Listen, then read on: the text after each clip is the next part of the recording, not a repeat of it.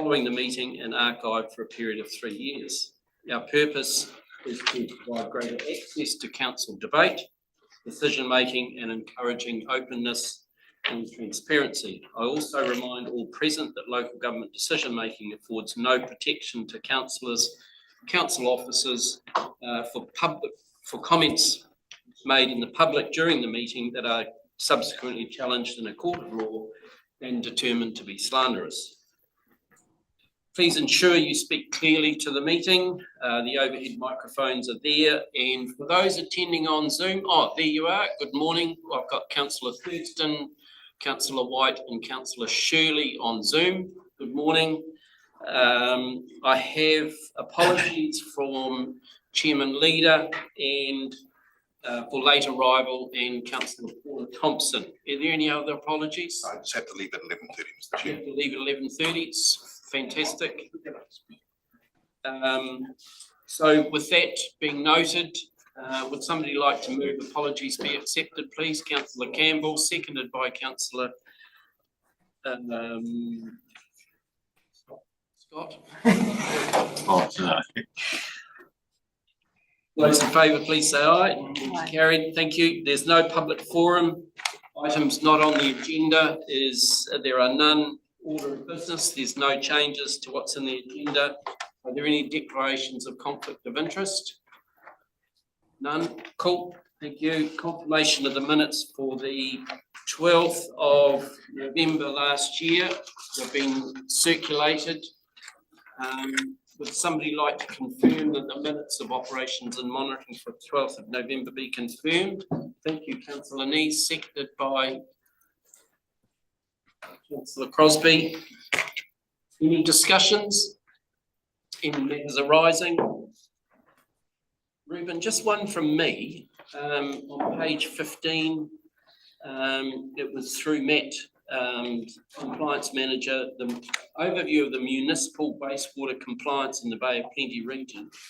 We're going down this line of local waters done well. Have we got any line of sight on terms of standards that the Crown intends to publish? Have we got any details of that forthcoming yet? Yes, Mr. Chairman, we have draft wastewater standards have been released. Yep. Discharges from wastewater treatment plants into a range of environments, and those are just working through the consultation process at the moment. Right. Hello, who will be here to speak for the chair's report. Yep. Provide some more. Oh, okay. Right. So, yep, it's in train. Yep. Are there any other matters arising on the minutes, please? Nobody online? No? I'll put that resolution that the minutes be confirmed. All those in favour, please say aye. It's carried. Right, moving on to our presentations, and we have two this morning. One from the Manawahe Kokako Trust, and the second one from Queen Elizabeth National Trust. So, Charles, would you like to introduce our two presentations, please? Thank you. Firstly, thank you, Chair, and good morning to councillors. Often I say it's a privilege, but today it really is to introduce speakers.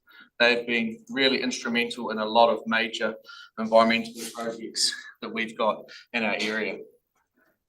They're friends to the environment, and they're definitely friends to the regional council and the community. First up, we're going to have Norm Napo and Pete Ferguson. And Norm, his working life was as a soil conservator. Worked in many catchment boards and worked for the regional council many years ago, and has been a private consultant contractor for a long time until he retired. And I was really disappointed he retired, because the amount of knowledge and wealth of experience that Norm's got has been it's been a really phenomenal support tool for the land management team, and for our community. And once Norm retired, he's continued with his work volunteering with the Manawahe Kokako Trust, and they've gone through a process. They're one of the longest community groups that we've had, and Norm will tell you about the journey that they've had and the merger and how Pete comes into it. Now, Pete Ferguson, for those that have growing up in Whakatane. They would know Pete as one of the science teachers from Whakatane High School, developing the marine course and a lot of the environmental studies at Whakatane High School. And since leaving, Pete's been, and I think even while Pete was at high school, he was a really active member in the community and environmental works, passion for wetland and wetland species, and is currently with the Manawahei Eco Trust and has a role there coordinating with the trapping work, volunteers, and the education centre that they run out there. So Norm and Pete are going to come and talk about the journey that they've been on and where they've got to joining together. So I'll welcome them up. Thank you, Charles. Good morning, Peter and Norm. Welcome along to Monitoring and Ops. Take a seat up there, gentlemen. Look forward to your presentation of your 25 years. And Ruben tells me, Peter, you were his science teacher. So boy, done well through the regional council. So welcome, gentlemen. The floor is yours. Kia ora tātou. My name is Norm Napor. Thank you for inviting me here today on behalf of the Manawahea Kōkako Trust, and now we're part of the Manawahea Eco Trust. I've brought Peter along primarily to butt in when I'm not quite right with some of my facts, and also if there's any difficult questions to ask, answer. Pete's very good at answering them, so thank you. I put Manawahea Kōkako Trust because it carried on for 25 years, and that finished 2 years ago, and then we moved into another phase.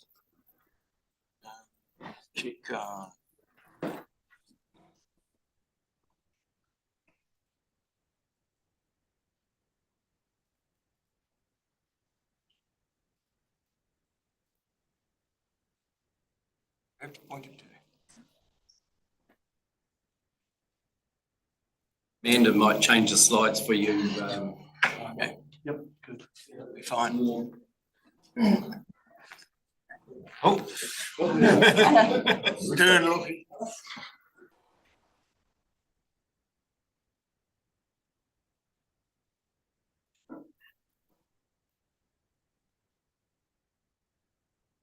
Set before, so.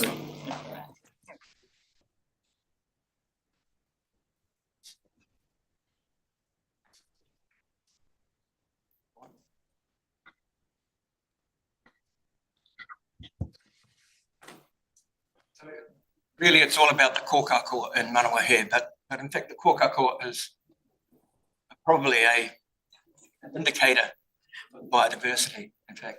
Move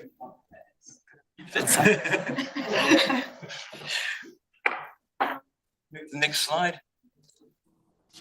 Manawahea kōkako is a relic population, so it's a natural population for that area. A lot of populations of kōkako in New Zealand have been introduced, and being a relic population, it has a unique bird song to that area. So the only place in the world that you're going to hear that particular bird song, that dialect, is at Manawahea. So if the population dies out, we lose that forever. The area we're looking at, can we just go back one slide? It's going through them automatically, so I'll just go like this, I'm sorry. Manawahea is on the western scarp of the Rangataiki Plains between Marata and Lake Rotomā.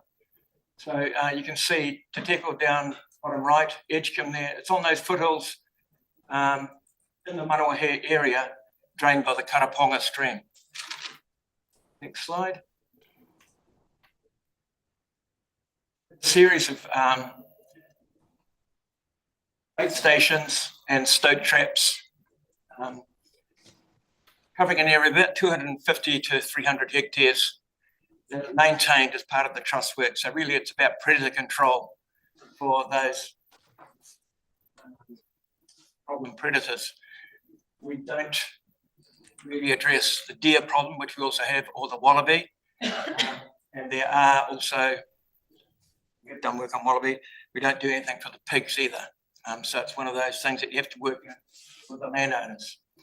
It is on private land. Next slide, please. Is that 83 reps there? I saw the 83 on the side of it. Yeah, That's huge. I mean, just in there, but over the whole corridor, we've probably got between 400 and 500. wow. Fantastic. If we look at the early years, back in the 1990s, slide, please. Jeff Hudson, who was a possum trapper who turned himself into a bird expert, basically he developed a lot of the work on kōkako, trapping kōkako, translocating them, where populations have got very low, putting them onto some of the islands. And in the 1997, he gave a talk to the Whakatane Rotary Club. He was approached by Gay Murphy and Murray Hayes after that, and they asked whether they could set up a project, and he suggested Manawahe. And Whakatane Rotary provided some seeding money for traps and toxins, and they got a group of volunteers together and started trapping effectively. The next one, the landowners involved, John and Jean McIntosh, they're now retired to town and taken over by their son Tim and daughter-in-law Jo. Ross Stridge and Wendy Montrose are still on their property up there today, and those are the main landowners. They're not the only ones, but they're the main ones involved in our main block. Slide. Just follow so I can keep track of what I'm saying. In 1993, there was a population of 21 birds in the block. 5 were captured and taken to Kapiti Island by DOC because they believed that the population was too small to sustain on a long-term basis. By 1997, when the trust was starting to get formed, there was a population of 9 birds. The trust was formed, Manawahe Kōkako Trust was formed in 1998 with funding of $3,500. The next slide shows a photo taken at the very first working day up at Ross and Wendy's place. We find it interesting because they were living in little wee homemade huts and stuff, and now they've got a big log house that is built over that period of time. Slide.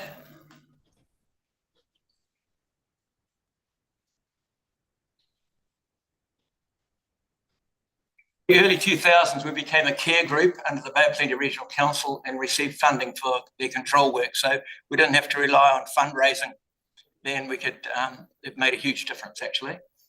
With the closing of the Manawahe School in the early 2000s and the concept of the Manawahe Ecological Corridor from Rotomar to Maratā, the Manawahe Eco Trust was formed, and that was a separate trust covering that whole corridor. But we worked in very closely with them in terms of sharing volunteers, helping out at volunteer days, and that sort of thing. We also worked together under an environmental program with the regional council. So we had an umbrella, and we basically ran it on behalf of the landowners, but it was under the 2 trusts. They're now called care program, care group program.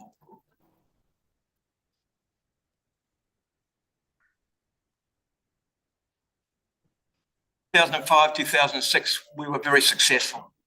Population increased to over 50 birds. In 2007, our census showed we had 53 kōkako. That included pairs and singles. When they record them, it's actually a bird that holds a territory. So sometimes there are what we call snoopers, singles without a territory, sneaking down under, but they are normally not recorded. However, in 2009, there was a rapid decline in population. We think it was initially probably from stoats. They predate the females on the nest, and they're very vulnerable then. From 2014 to 2017, we weren't getting any new birds at all. So we carried out nest monitoring and found that the eggs were infertile, probably due to a low population creating a genetic bottleneck. So you had a brother-sister pairing, which produced infertile eggs. And the other thing is with a low population, you get a male-male pairing in. that's not conducive to increasing the population. Next one is, so what happened was, following advice from the Kōkako Advisory Group, we looked at translocations from other areas in 2019 and 2021. Next slide. In 2019, we translocated 3 pairs of kōkako, male, female, from Kaharoa Forest. And then in 2021, in the middle of the pandemic, which created problems, we had a translation of further 3 pairs from Rotowehu Forest. I thought I'd just go through quickly the translocation process. We employed 2 experts, Dave Bryden and Amanda Rogers. They're very, very good. And they spend a lot of time going out first, finding pairs in a forest, and they call, play it back, and they lead the birds around. And what they want is birds that will respond, so that they can actually lead the birds to what they call a launching tree, then have speakers at another site, so they call the birds across, and then we set up a net, so they fly through the nets, get trapped, and we catch them. Prepare the site. That's top left. Bottom right is they fire a catapult on a with a fishing line, attach it to a bigger line to eventually get cords up so you can lift the nets up. So the next one is catch them early in the morning when they come out and sing. So we get up there pre-dawn, get the nets all set and start. We listen to when they start singing, play the bird song, and Dave basically leads them round the launching tree. Then we play the speakers in the other tree, and they fly through the nets. We drop the nets very quickly and catch them, put them into bags so they can be processed. I'll show you that shortly. Next slide. So that's Dave on the top left playing the, and he's almost like a bird whisperer. Very, very knowledgeable. In the bottom right, you can see that bird has been captured. The net has little wee catch cages, and so they hit the net and drop into little wee pockets. And you have to get them out very quickly so that you can actually get them into a black bag so that they can then quiet and write down as quickly as possible. Next slide. We then carried out banding, so the birds are banded. We feed them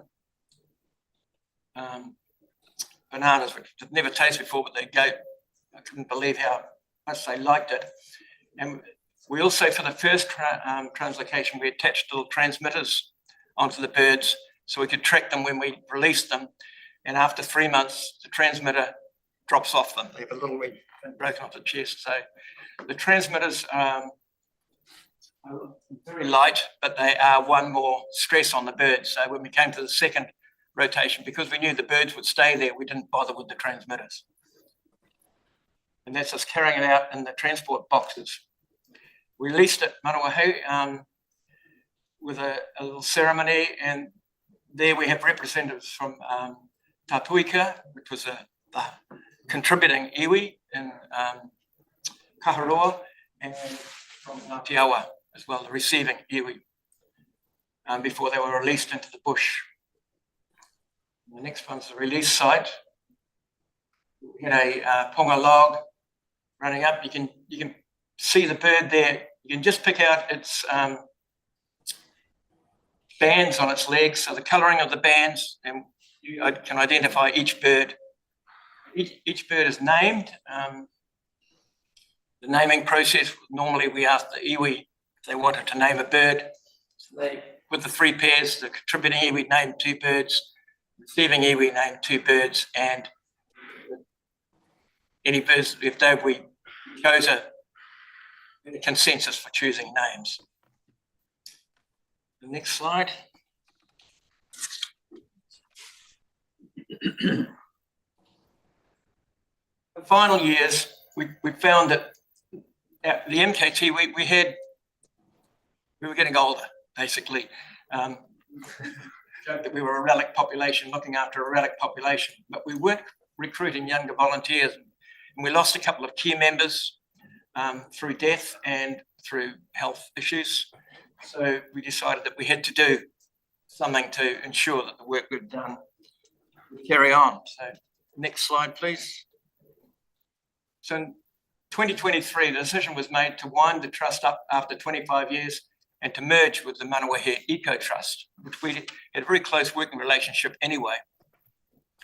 So as part of that process, we had meetings and 3 members of the Kokako Trust were co-opted as trustees with the NET under a new constitution and a new logo. Next slide. So the logo, the Manawahe Kokako Trust logo is top left, and the new logo is in the middle there. My daughter was a graphic designer, so we were able to get that done for nothing. Decided to stay with the Manawahe Eco Trust as a name simply because it was under the trust. It's too difficult. If you kept the same name, a lot of things became a lot simpler. But we thought we'd add a byline, and we have 2 depending on the situation. One is in English, let the Kokako sing from lakes to the sea, which reflects our mission statement that our mokopuna should be able to hear the Kokako from the lakes to the sea going into the future. And the second one, which is not quite a translation of that, Whai Te Karango Te Kokako, is we had a meeting with Iramoko Marae, and Pauroto, after a lot of discussion, suggested that we have this, which means let the song of the Kokako be your guide. And it reflects the fact that the bird song of the Kokako was actually used as a navigational aid when we were travelling through the bush in the past, because as you moved from one area to another, the bird song changed. We thought that was quite a... So our new logo includes either the English or the Maori byline below it. Next. So 2024 census, following the translocations, showed an increase in natural population for the first time since 2008, and we were wrapped on that. Then, next slide, please. In November 24, which is just before breeding, we had 7 pairs and 5 singles. The 2025 nest monitoring so far, as of a week ago, we've got 5 more fledglings this breeding season and 1 more female still on the nest. So in fact, this latest season has been the most successful, even more successful than last year. So fingers crossed. We do a lot more work now that when Peter is important, because when we locate a nest, we actually protect the nest. So it's when we did the nest monitoring, we found nests, we weren't allowed to do anything to the nests. We'd had to sit back and see if they were predated or not. So that's the way it works now. Slide, please. The problem is that the future of the Manawahe Kokako is dependent on the wider Bay of Plenty Kokako population, which is a very healthy population. Ruehu, Rohiriti and Kaharoa have very healthy bird populations. Kaharoa had problems, but they're starting to increase again. And the idea is to have natural corridors that would have happened in the past to provide for movement between these relic populations. The fact is the area of Manawahe Forest alone is not enough to sustain a viable population in the long term. Next. Charles asked me what made me get into this and what is the success of a trust. I think it helps when we had a very clear common purpose with a worthwhile outcome. The reward of hearing the bird song of the Kokako as we worked, and the bird song is a special bird song. And then what happens, of course, is a social bond resulting from the group.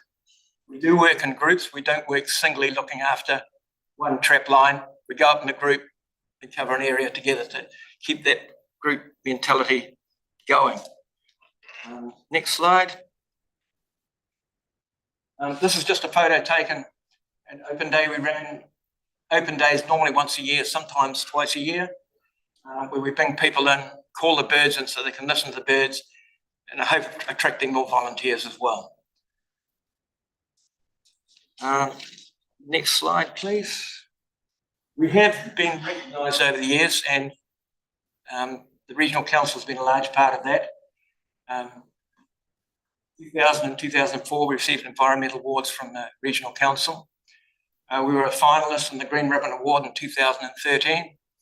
And then when we wound up in 2022-23, received a letter of recognition, 5 years of volunteer service. Regional Council needs are held up at the school so that we are very well appreciated. What I would like to do, run through these last couple of slides, is just for those who have never heard a bird song, and they'd be finishing with a waiata. Of course. I just play the bird song, hope you can hear it. It is a, this is the Manawahe kōkako.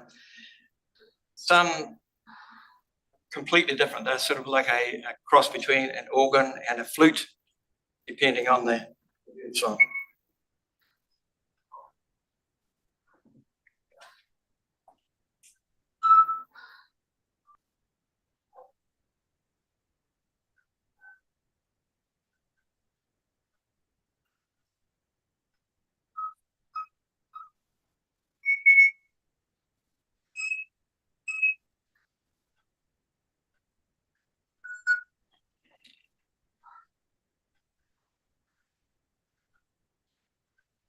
With that, thank you, and any questions, I'd be happy to answer. Any questions? Councillor? From Darrell's. It's okay. Look, I've got a question. I'm just giving you some praise. I mean, that is a fantastic presentation of 25 years of real hard work, and I've been involved with setting traps and bait stations and whatever, and looking after an area, and we have 100 and something traps. So your work that's a absolutely outstanding contribution to our community and sustainability. Well, how many volunteers would you have roughly? On our baiting days, we get maybe 40 people come out and help us fill the bait stations, and then we've probably got the odd regular trappers who go around fortnightly or monthly and clear the traps. Yeah. Any other questions? Councillor Matiwana McDonald? Tēnā kōrua. As obvious it may seem, I still have to ask the question. You spoke about receiving iwi and contributing iwi. Can you just elaborate for me, like first, like the receiving, how did you determine how you action that, and the same with contributing? It is difficult because the Manawahe is right on the borderline with a number of iwi. We have Ngāti Makino, Ngāti Rangatihi, we have Tūwharetoa ki Kawerau, we have Ngāti Awa. When we approached Ngāti Awa, they were happy for Puro tō Ngaropo at the Iramoko marae, because they're the closest marae where we are, and he'd been involved with other. But part of the land actually is Ngāti Rangatihi land within the block.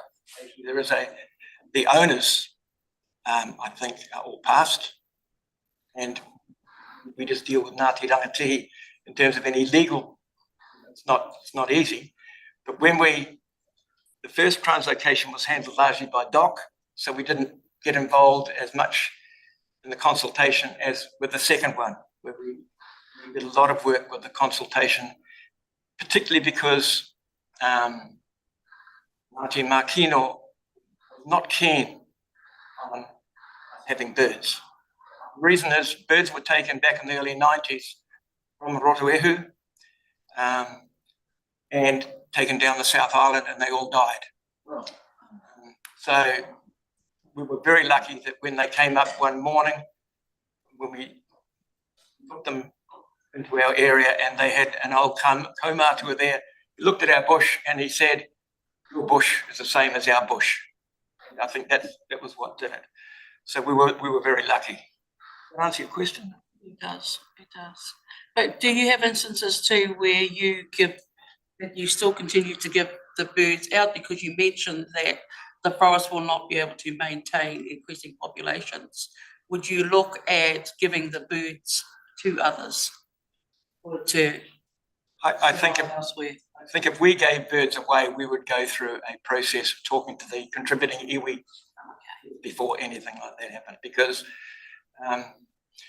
if I could just go back, on the second translocation, the night before the second translation, that day, the one person we were dealing with in Ngāti Makino was taken to hospital with an emergency. We had nobody else to deal with. So frantic phone calls, I got hold of the chairperson of the trust and asked whether, because they were going to come up and meet to the birds before we started work.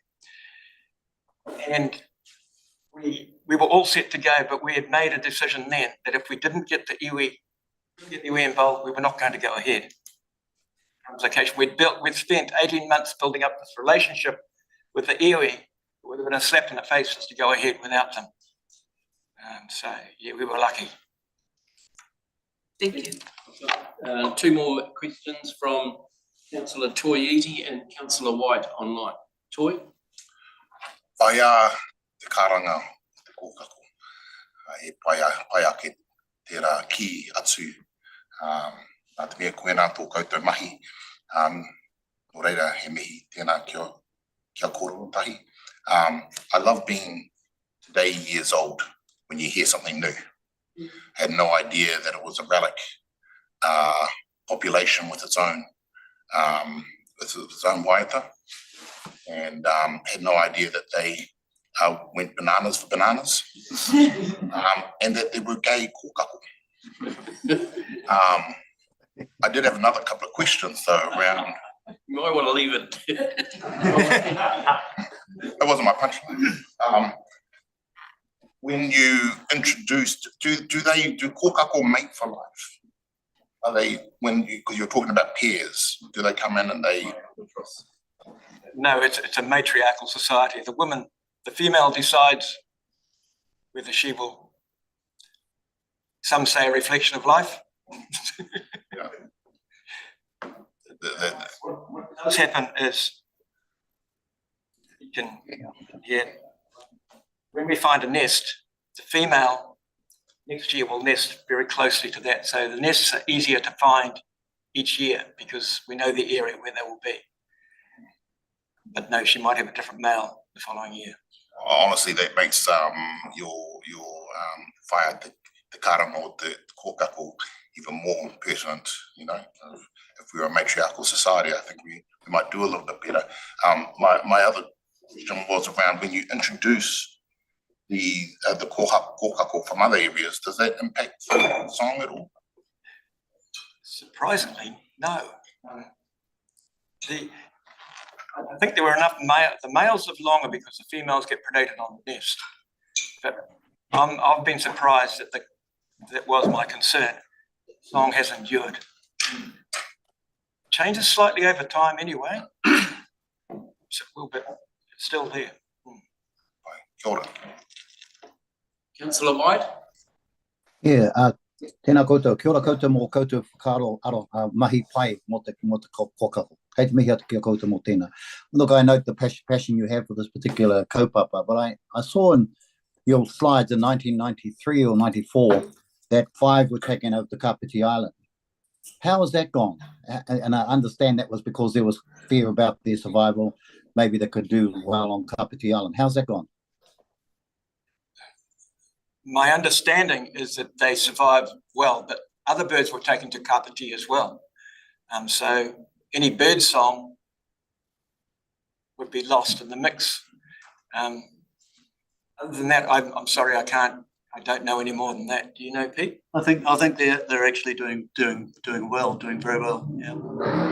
The other point that I make to the council is up in Manawahea, Kokako was like if the Kokako are doing well, you can assume that the rest of the forest is doing well. But we also have Karerea, New Zealand falcon, which is way rarer than Kiwi. We've found we have a little population of Titi Punamu, the little rifleman. We've got a very rare plant there, New Zealand king fern. So it's got a number of endangered species there. So it's a piece of forest that really is worth the effort. And the other thing is that this population has turned a corner. Last 2 seasons, we've probably added another 10 birds to it, which doesn't sound much, but it's a lot in percentage of the population. But it's still very, very vulnerable. So we're at a stage where we really need to up our predator control, our browser control, to try and make sure that forest has got enough plants coming through for these birds to be able to survive and thrive. So we've turned a corner, I think, but we really need to maintain the pressure, not just for the Kokako, but for the health of the whole ecosystem. Councillor Scott, final question. You said the land is predominantly privately owned. Is it protected in any way, or is it or is it growing in any way? Or is it virgin forest or QE2 QE2 trust? covenanted, yeah. So, we've done quite a lot of work on wallabies, and we've made a dent in the wallaby population. Possums and rats we keep really, really low, but the deer are an issue because 6 different landowners on the wider block and with different views on the value of deer. You're familiar with that. Thank you, gentlemen. Brilliant work. Keep up the good work, and thank you for your presentation today. And we really appreciate what you do for the Kokako Opportunity. which is a segue beautifully into the next presentation from Elizabeth II. Charles, would you like to introduce our next presentation, please? Thank you, Chair. Next, we've got Hori Barsdale from the QE2 Trust and Brent Melford, and they're coming to speak about, Hori's going to come and talk about the work that QE2 does, and Brent's going to have a hopefully input into the work that he's done on his property. So Hori is a local to us. He's born and bred in the area and has an absolute passion for the environment. He's been working with QE2, Hori, you can correct me if I'm wrong, it's about 5 years, is it? Yep, he took over from Wayne O'Keefe, who, if you may know, who has presented to the council before. Before that, Hori worked with Ngā Whenua Rāhui, working on a lot of logs, biodiversity monitoring. Brent Melford, Brent's a farmer from the Manawa Hay area. He's taken on the family farm, and Brent's continued with the legacy that his parents have had around protecting the environment around their farm. Brent's parents won the Balanced Farm Awards. I can't remember what year it was, but it was late. Yeah, and Brent's one of the finalists this year, so all the best for Friday. He's also president of the local Fed Farmers and part of our advisory committee that we meet with farmers around farming issues. And we've managed to actually snaffle Brent's daughter, who works in EDS. So it's really good to have her with the team. So yeah, I'll leave it over to you two. Charles, Hori and Brent, and would you like to bring your daughter up too, Brent? Sounds like she's part of the team. She'd be embarrassed if he said that. No, she'll be out in the field. Morena koutou, tēnei te mihi atu kia koutou, ni hira o toi moana, tēnei mihi atu nei. Yeah, thanks for having us this morning. The first 5 minutes, I'll talk briefly about QE2, give you kind of an overview, and then I'll hand the last 5 minutes on to Brent to come at it from a landowner's perspective. Is it working?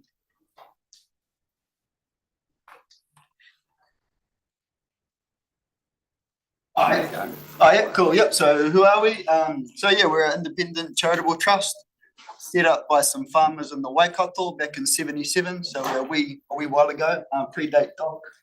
And those farmers were way ahead of their time, really. So back in the 70s, to give you some context, the government was still subsidizing landowners to clear native forest and to drain wetland for increased productivity. So these farmers wanted to protect what remnants, I guess, they had left.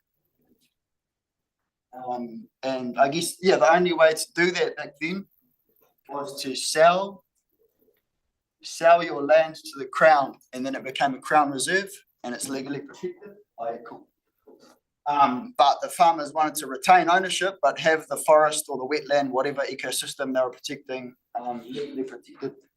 So how do we do that? We do that by creation of a covenant, usually on areas with high bio values. And yeah, currently there's over 5,000 of those covenants nationwide since 77, and they protect just under 119,000 hectares. And yeah, we partner with the landowners to champion those spaces, those remnants. That's a kōkako from under my head.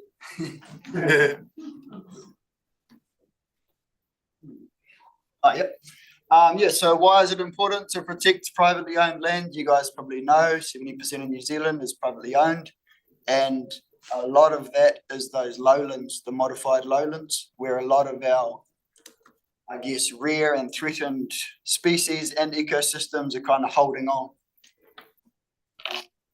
Even those small pockets hold some pretty important stuff. Yeah, so this is my patch, Kiwi2 Eastern Bay of Plenty. It's called Eastern Bay of Plenty, but it's a little bit beyond. So it goes into the lakes to the Mamaku and also down to Rangitaiki on the Napier Taupo Highway. And in that area, there's 112 protected areas currently. So yeah, that's the patch I work in. A couple of years ago, we were really lucky as part of the Jobs for Nature funding from DOC to receive an extra $2 million to go into a deer exclusion project. So what that is identifying covenants that could be deer fenced to exclude deer and make them look less like this. So that's top photo point there. The left is 2012, the right is 2020. Yeah.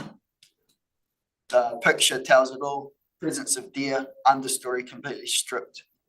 To looking something a bit more like this, the bottom photo point, the left there is wood deer. Once deer are removed, that understory just comes away.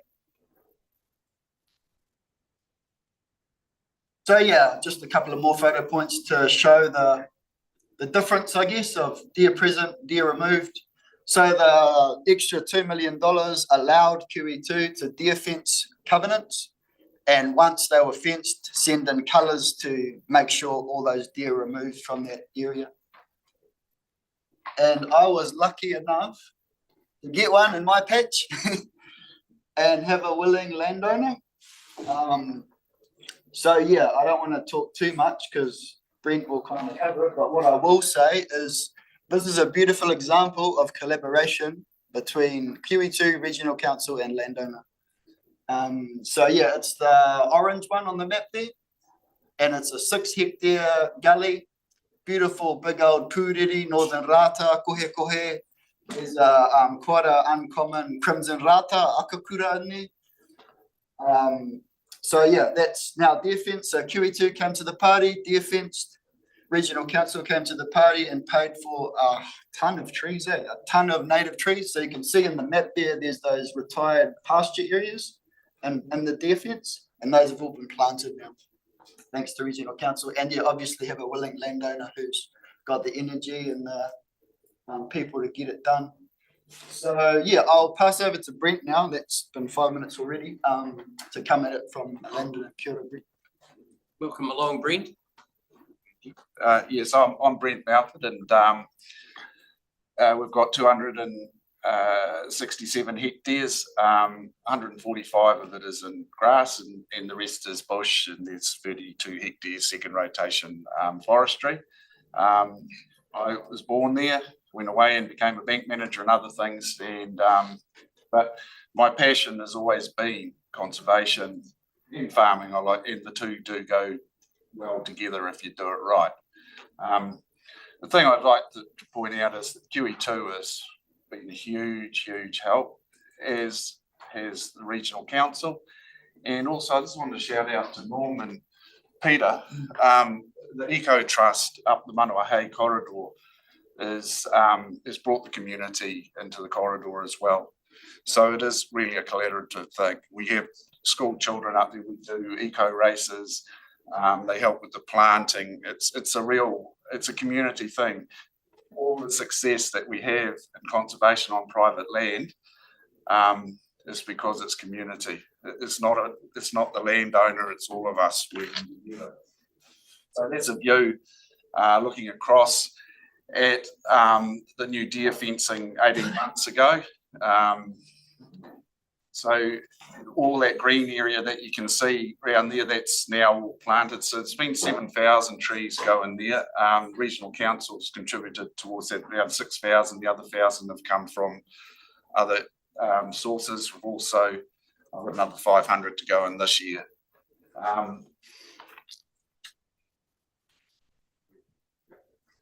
So that's just another view as it was getting constructed. One of the things about where we live is that erosion is an issue. Even though the fencer had to do that, I had to cringe a bit, but it has healed really well. You always worry, we have high rainfall where we are, so you don't want it pouring down when you've got exposed floors like that.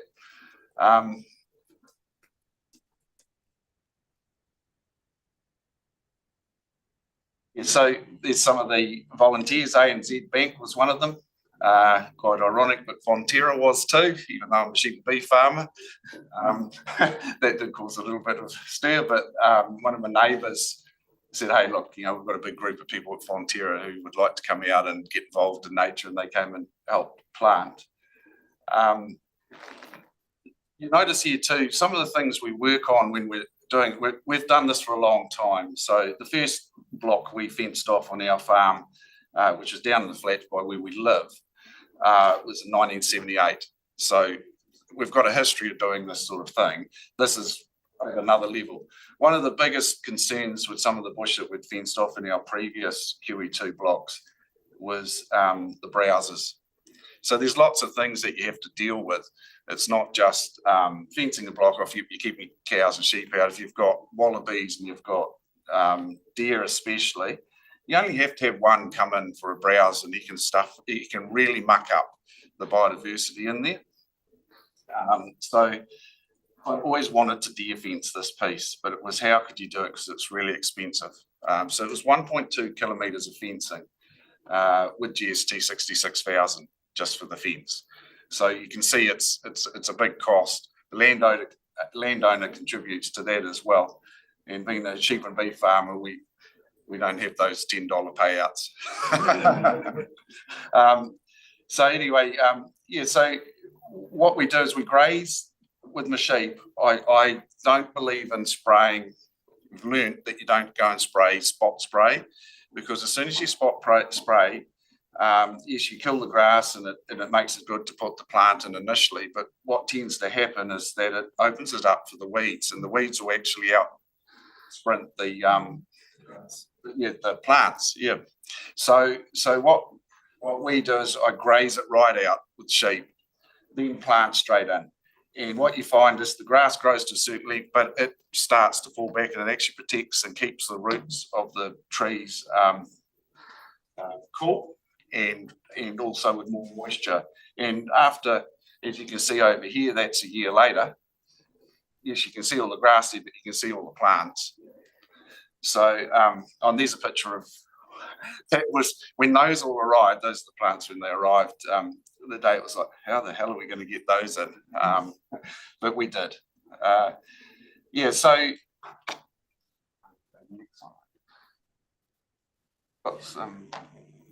we go over time.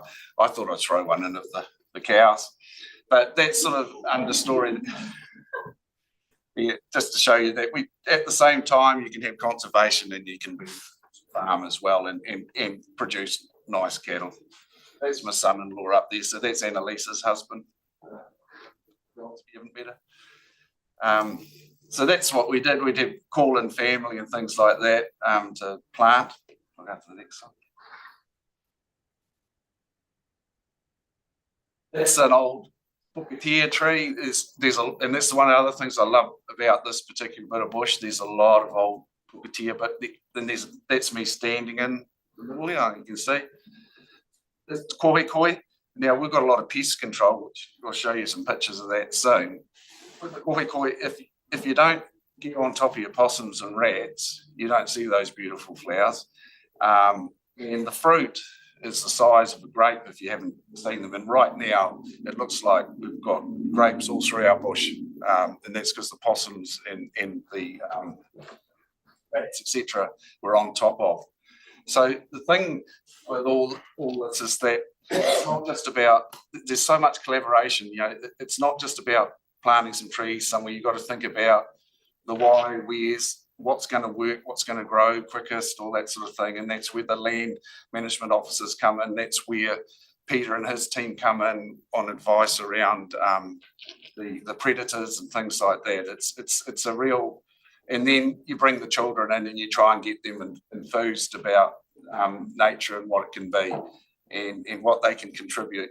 There's a lot of negativity out there, but the thing is, if people feel like they're disempowered, the one thing they can be empowered with is to go and get involved in projects where there's plants being planted or predator control, things like that. There's a lot of talk about mental health too, and I tell you what, when I've had a stink day, the best place you can go is into the bush. So here's some of the pests that we've got on our place. So that's ferret up there, as you can see, rats, wild cats, possums. So the cats are caught, and we use live, so they're caught live. These are supplied by EcoTrust. So you can see how the EcoTrust is working right down through the whole area. That's a cat trap that the ferret got caught in as well. They're darn hard to shoot the 22 too in there, but anyway, so, but yeah, so what I'm finding now is that I've got AT 220s, and they're made here in Whakatane as well. They're automated traps that are battery operated, and what we're finding with them is that they are really making a huge difference on the pest populations. So it's enabling, just planting a tree. These pests also eat trees and eat seeds and all the rest of it. So it's actually quite complex in what we're doing, but it's very, very rewarding for everyone. I think there's one more. That's the sort of stuff we're getting now. One of our special Pukateas. There's the Kererū. I love watching them out in that gully because they do whoop-de-doos. It's the way the wind does. It's That's and that's just another view. So over the end there, you can see that's another one of our areas that we've protected. There's beehives down there as well, and you can see the sheep and cows grazing. And that is a very special one to us. Because right there is a pururi tree that would be at least 600 years old, maybe older. Peter, what do you think? Yeah, they're getting up there. Yeah, that's our tohunga. That's our spiritual tree that looks after our farm, and we endeavour to look after it. So.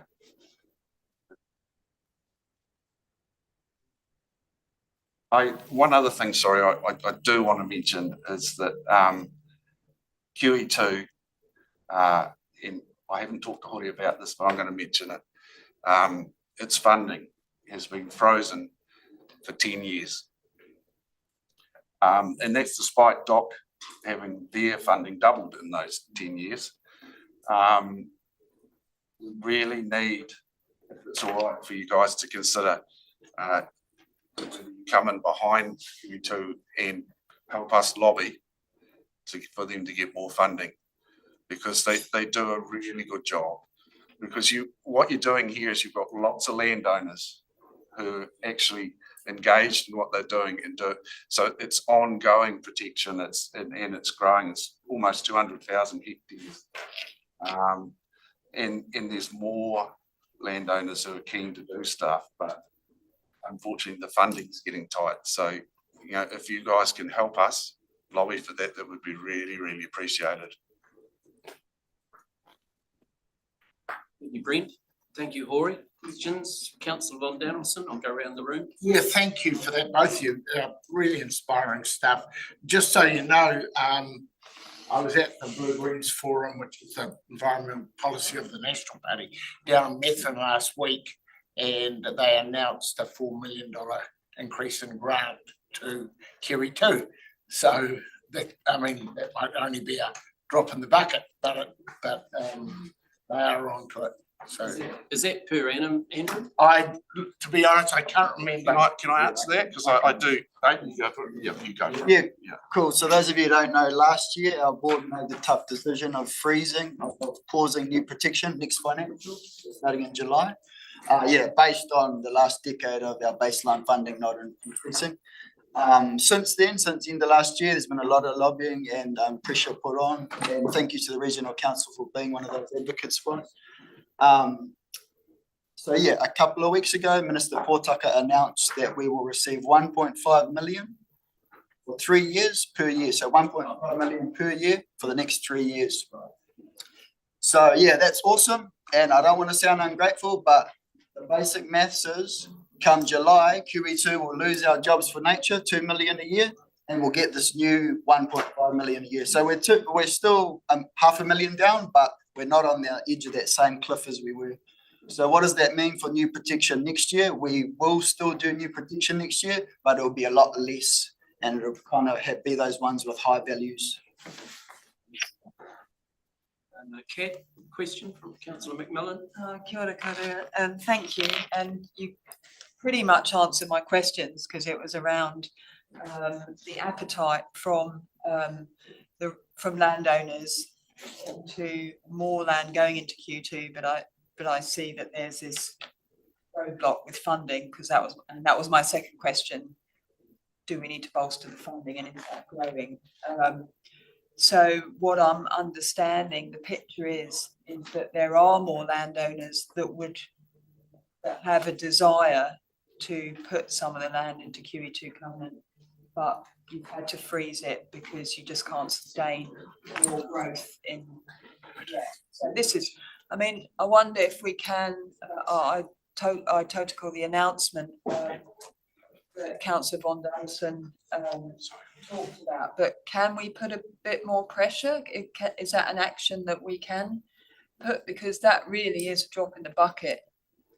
And if we've got landowners, whether it's Eastern Bay or Western Bay or both, that are actually willing to have some of their land put into QE2, and then there's this barrier that they can't, then that's a crisis, especially with DOC talking about selling off parts of the DOC estate. So this is our lifeline for biodiversity. So just wondering if it can be an action. Get Ruben to answer that, Kat. Yes. And I know I haven't asked for any corridor from you, but I'm sort of picking up from what you said that you kind of answered my question and really support what you're doing. Councillor Nees. Thank you. Firstly, to QE2, we are very appreciative of the partnership that we've developed over the Hot Springs Road property in Katikati. It was fabulous that QE2 was able to support us in that, so thank you for that. To Brett, very impressed with what you're doing and how beautiful your farm looks. And you're doing amazing stuff for our environment and our biodiversity. Does having a QE2 covenant in beautiful bush like that, what does it do to the value of your property? I don't know. Actually, I've never really thought about it. But interesting, when we won the Balance Awards in 2008, I stood up and tried to talk about some of this stuff that we hadn't done any of this at that stage. People weren't interested. What I'd say now is it'll be the opposite. They want to know about the cows and sheep and production and things like that. Whereas I think this time round. If whoever, you know, what I'm saying is that people's thinking is different. Having bits of bush like that on their properties has become a lot more, people realise the value of it. It is, you know, what the Manawahei Eco Trust is trying to achieve with the Kōparaka and that will just be magical. I'd love to see those on my farm. We've got to encourage others along all the way down from the lakes right through to start thinking about what they're doing with their little remnants of bush and how they can actually add to that. So there is a true corridor that goes the whole way. And it's by trying to showcase what we're doing. Deer is you know, is a really big issue, I feel. And that's why also we went for the deer fencing, to just show what can happen within an area that's properly protected versus an area that's not. Because there's actually the same thing, you know, there's ones who want to shoot deer for meat and thing, and I get that, you know, but it's trying to get that balance, because there's nothing worse than you've planted a beautiful moon. It gets up about 6 feet, 10 years old. You've been watching it growing. You know, you literally, it sounds boring, but you do. And a stag comes along, rubs his antlers, ring barks the thing, kills it. Yeah, 2 minutes, done. So, you know, we've got there's some serious conversations at some stage that we have around things like that. In New Zealand, we're going to have these pests and where we may not, because they still are an important food source, especially in the Eastern Bay, where there's a lot of people that's where they get their protein. Yeah. Sorry, that's a long-winded. No further questions? Oh, sorry, Madam Moana. Probably a question to Reuben. Given that we're looking or be asked to play the advocacy role to central government, and I understand we already have, is it time too for us to start assessing our allocation of funding in that area, given it is a core business of ours? Timing might not be right because we've already gone through the LTP process, but it's a time now to take note that there is a need now to revisit in the next LTP, and we start to collate all this information that's presented to us by these groups, ensuring that when we go to revisit these, we're looking at what's presented and to really consider what's been happening, especially, you know, I'm hearing the funding was frozen for 10 years, and now we have a contribution coming from central government, which you know, is just a drop in the ocean. So I'm just saying, let's take note of what we're hearing today, and it doesn't get lost. And, you know, it may also be time for us to reconsider what we're allocating this to this type of program as well. I'd probably link those two things together, and I'm hoping that Charles will not right now. Look at what we can do in terms of advocacy, and then linked to that information that we can bring to you as elected members as part of about funding decisions. So do we need a resolution today following the two presentations to do that, or are we just going to? Yes. Would you like a resolution? Please. So I'm looking at receiving the two presentations today from Manawahei Kōkaka and Manawahei Eco Trust. Thank you, gentlemen. And receiving the presentation from QB2 National Trust. And the second part of that resolution is that we refer this through to Reuben and Charles to bring back more information regarding our involvement in advocacy and I'm just doing this on the fly, advocacy and long-term fund for our environment. Is that where you're at, Mati Moana? So you're happy to move that resolution? Do I have a seconder for that resolution, or I'm just wondering if we can push a bit more immediately with the advocacy for QB2 Trust as well as that. So like that's a more of an immediate action, and then looking at partnerships and future funding for our LTP process. But can we actually put the foot on the gas with encapsulate that, Amanda, in the resolution as well, sort of fast track it. Seems to be the word. Not too much, but. Can you read out what? No. So that we receive the two presentations today and that we, as part of our second part of the resolution, we. Information regarding MH. Yes. Just carry on. QE. Fast tracking through our LTP process for Queen Elizabeth. Now, it was moved by councillor McDonald, seconded by councillor Nees. Any further discussion of that resolution? All those in favour, please say aye. Aye. Carried. Thank you to our two presenters today. Stunning effort. Keep up the good work, and we're on the same team. For you guys and you for us. And we love seeing what our volunteer teams do with a little bit of money you get from us and turning it into huge value for our environment. So thank you, gentlemen, ladies, and ladies too, probably, for your efforts as well. Thank you. Right, moving on to next item. This is number 8, report, chairperson's report. There's a lot in this chairperson's report, and it's open for discussion in terms of those 7 items there in the executive summary. And also, Reuben, a couple of questions from me. In terms of Waititi subdivision Ngongata, and I know there's been a few issues out there in terms of contaminants on site, that soil's been taken away. So are those, the subdivision compliant with its consents? And or Ella, you might want to ask. Is Ella here? I can answer that. Yeah, no. So Wayne Lewis is our compliance officer who's responsible for that site. Yep. I got an update from him yesterday. Yep. The update is that the land remediation there has been completed. Yep. And so there is still an exposed site in terms of earthworks for development. Those works are carrying on. Potential risk that we face, I think, any of those entities carrying out works goes into receivership or something like that, it would be stabilising the site, which is pretty low risk. Thank you for that.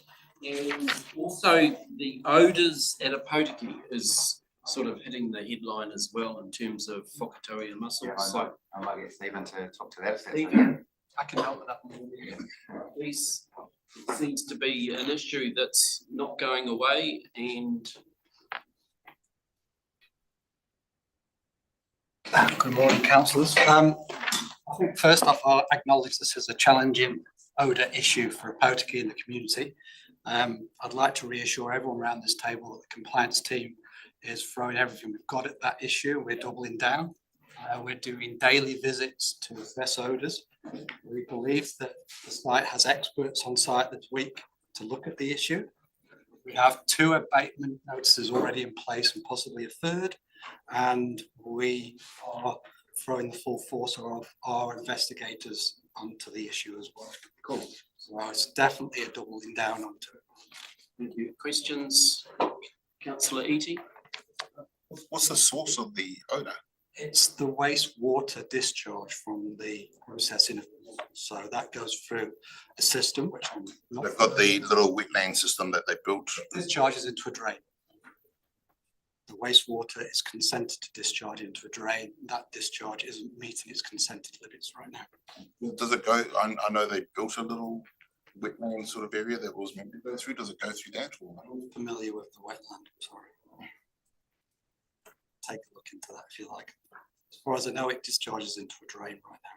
Sure, I'm not sure if I remember going there before it was built and there was a plan to put a little natural wetland to pass it through, but I'm not sure that actually ended up eventuating, so. Sorry, councillor. Andrew? Yeah, Mr. Chair, page 20 of the report, the summary there, when I look at the figures, 396 formal warnings, 4,115 abatement notices and 2,022 fines.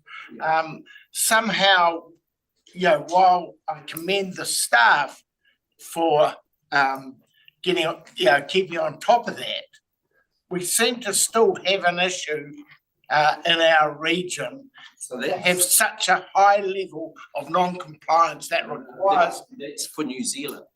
That summary is for New Zealand. Oh, is it? So if you go to the next page, 21, Yeah. that's the metrics report for Bay of Plenty. So you can see if you talked about 4,000 abatement notices for New Zealand, we are 216. Because I'm. Thank you. I was shocked too. I thought, where does this come from? I see. We've got a region that's in So this denial. This report, Andrew, Yeah. the compliance monitoring and enforcement is for the entire New Zealand. And then it breaks it in the attachment, it breaks it down into all the different regional councils, unitary councils. And then it gives a breakdown of Bay of Plenty Regional Council on page 21. So we're not collecting 2 million in fines. no, we aren't, no. But well, no, we're not. Anyway, so apologies, but I was thinking, boy, our staff are working hard. We've got 38 staff and they're doing 4,000 abatement notices. That's not quite right, but there is actually 635 full-time equivalent staff right across New Zealand in compliance monitoring and enforcement for RMA issues. So just it was a snapshot of New Zealand and then it breaks it down. Okay. Thank you. Councillor Nees, and then Councillor Thurston. Oh, thank you. I found the CME report, the national one, very interesting. And trying to make sense of the difference between the different regional councils, the variance in numbers, the variance in performance, etc. So I noted that there was some good summaries of the actual surveys themselves. I did time to dip into to try and understand which council's doing things the best, or what are the reasons for the differences. So do staff dip in and really understand how different regions deliver the program differently? And if they do, is there anything that we can learn from the CMA report which would help us perhaps potentially be more effective or work in a more cost-effective way? Are there any lessons to be learned from that report, I guess is what I'm asking. And if so, what are we doing? Might get Matt Harris to come and speak to that, Councillor Nees, but just as he comes up, I think that, so the metrics report is carried out by the Consent Enforcement Special Interest Group, which is people like Matt from across New Zealand working together to look at similarities and differences. And I think Matt will say opportunities for improvement for sure. Yeah. My question to Ruben yesterday when we were doing pre-report is how do we compare with the other regional councils, unitary councils across New Zealand? So Matt, floor's yours.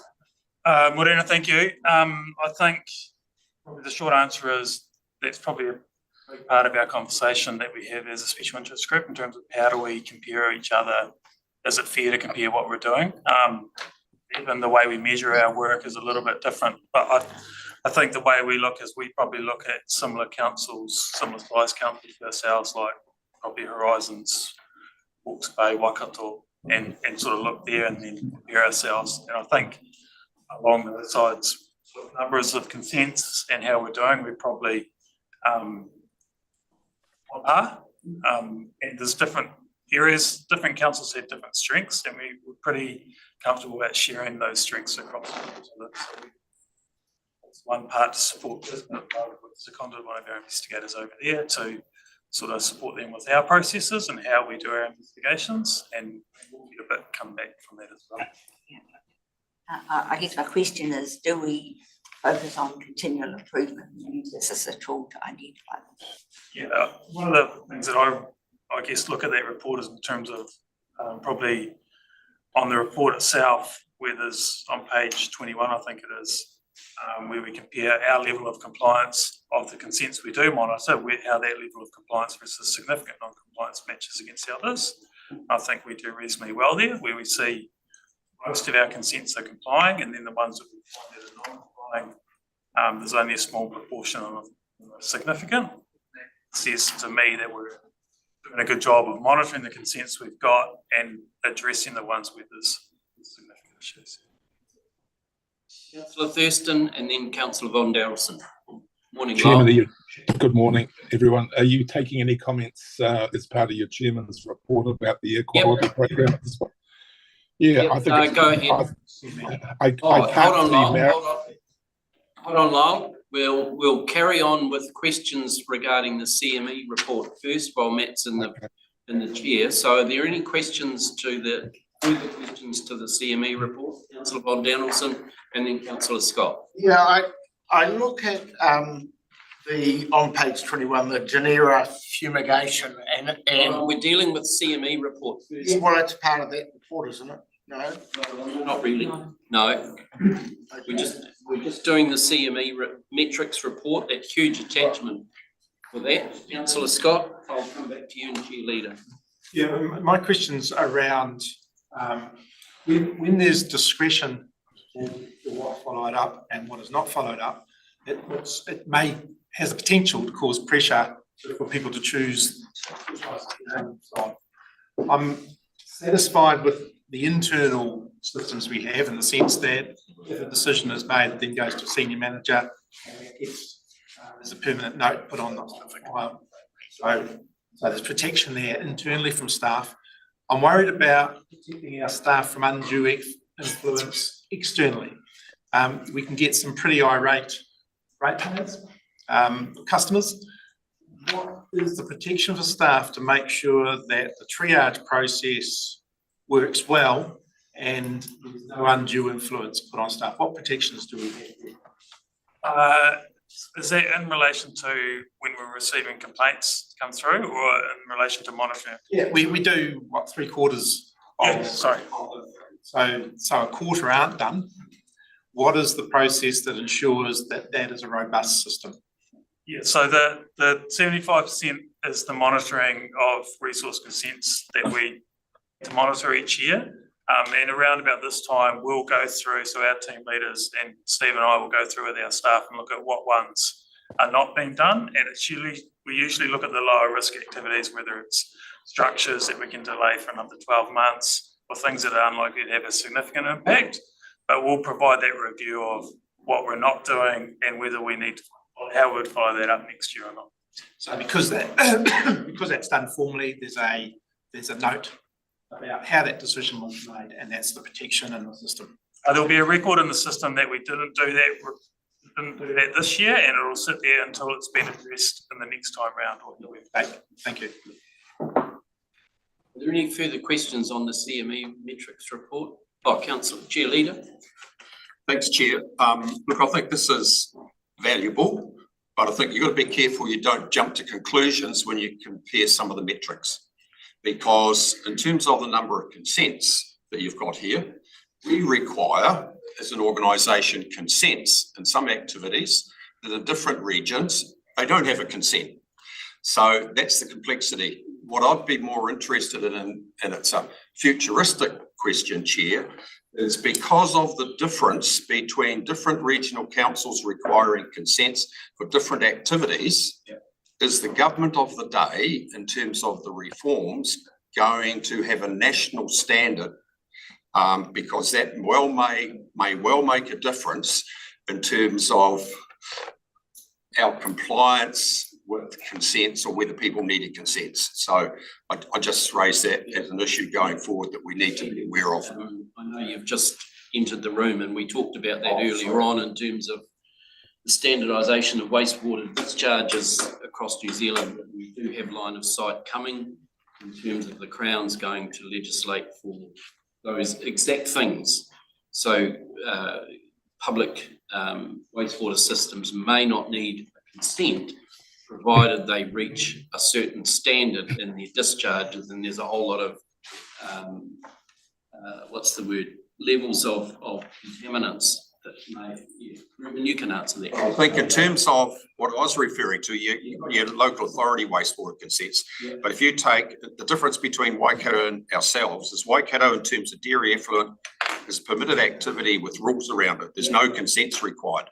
The issue we need to look at ourselves relative to what direction the government is going to take is, do they, or is there a possibility they will say you don't require a consent, it's going to be a permitted activity. So that's, when you're pulling these apart, you just got to be careful you're comparing apples with apples. And I think that was Councillor Neese's question, how do we compare with apples from our region to Hawke's Bay or Waikato? So, yeah. I think the narrative coming from the government at the moment is more of a move towards standards. So Ella will correct me if I get this wrong, but my expectation would be that we would see things like the NES for plantation forestry applying to a wider range of activities, perhaps dairy effluent management, for example. But we haven't seen any detail around that sort of proposal just yet. Noted, Chair, in terms of standards coming from the clean. Right. Are there any other questions on the CME report? I'd like to move on to the other questions from. Can I just quickly jump back to Councillor Itty's question about the wetland? Oh, yeah. So just had a message come through from staff listening in. So yes, there is a treatment wetland that was constructed. And so the discharge that Stephen was talking about goes into that wetland and then into the drain from there. Oh, right. Oh. It does go through there. It does go through the wetlands. Okay. Okay, right. Thank you. Can I move on to further questioning from, I've got Councillor Thurston and then White online. Morning, Lyle. Put your question to the Rotary Equality, and Marion's in the room listening. Yes, I was assuming Marion was out of camera. That's good, because I want to pose a question to Marion, but no, just to let colleagues know that we have an air quality working group coming up in the next couple of months, and I think it really is good news as is reported in your report with regards moving from polluted to gazetted. The health harm is still occurring in this town, and enforcement is ongoing, as we all know. But as I always bang on about this, I think it's an excellent example of the working party of collaboration between ourselves, RLC, Kāinga Ora, the Medical Officers of Health, Public Health, and the MFE. But there's still a huge social cost of domestic fires in our area, as we all know. But the question to Marion is, have we got any latest updates from the government with regards to the regulation of PM 2.5? Marion, would you like to come up to the front? Sorry to throw that at you, Marion. No, I'm sure she's well prepared, Lyle. Because we're looking down the barrel at this, but any updates, Marion? Thanks. Yes, through you, Mr. Chair. So the government have said that they are considering the new health evidence and achievability of the 2021 World Health Organization guidelines with a view to regulating PM 2.5. So that is the process at the moment. They are researching how could this work for councils around New Zealand? How could councils with air sheds, particularly those with wood burner smoke, because that's the greatest issue, 2.5, how can they achieve that? And they're just investigating more. Yeah. So it's in our line of sight. It's in their line of sight. Okay, Lyle? Can I just, through the committee, thank Marion again on behalf of the Rotorua community for her leadership and drive and enthusiasm in this area. It's been invaluable, Marion. Full marks. Councillor White? Yeah, kia ora, Mr. Chair. I'm not sure whether this question belongs at this particular committee, and you'll see and tell me if it's not. I noticed that in the Friday meeting for the Kaituna catchment, that the issue of a hydroelectric scheme on the Kaituna River is coming We up. leave that until further. There's a report further on in the Sorry, I missed it. So I'll wait for that then, but it's Yeah. a very interesting situation. Page 16, Yeah, page Tom. 162. councillor. 162. Okay, we'll wait till Wait for that, Te Taru. Sure. Right, any further questions on the chair's report? Councillor Von Danielson? Yeah, I just, the consent, resource consent updates, and I see the, you mentioned the Genera consent, and the air plan change. I just want to comment that was heard in 2016, and there was only one issue that initially went, that was in dispute and went to the Environment Court, and it's. I just want to highlight how long it has taken the Environment Court. So to actually get this thing bedded completely down, and which, you know, we think we're there now, but I'm not sure whether we are or aren't. So the Environment Court has let us down as a region, and that, you know, our staff did a really good job on that air plan in 2016, and to take till 2024 to get one objection. And then what happened was the Environment Court actually found other, you know, they brought up other things. So they, you know, we have to stay within scope as a hearing panel, and we heard it. But they don't seem to have to, and there's a problem there. I just want to highlight that and commend our staff for their tolerance and patience, because it's been a tough road as a result. So thank you, staff, because I know the work that you've put in since 2016, and what we thought was a pretty robust process at the time. Councillor Nees? Just one question with regard to the consents update. Which page on, Jane? I'm on page 22. Yep. So referring to the Rotorua Urban Stormwater Consent, and it actually signals a lack of capacity in the Rotorua Urban network, and the catchment style modifications. Now, I don't understand the extent of the Rotorua Urban network. How far does it extend? Is it just the city, or is it wider than that? Mr. Engel, would you like to comment? You've been with Rotorua staff. Oh, Ella, sorry. It's just the city. Right, so it doesn't extend to Nongataha or any area like that? To look up the net, I think it does. It does, because I'm thinking, is there a potential overlap here with Western Road and because catchment style, you know, it says that there's an overlap between our stream and between the responsibility of the flood of the stormwater network.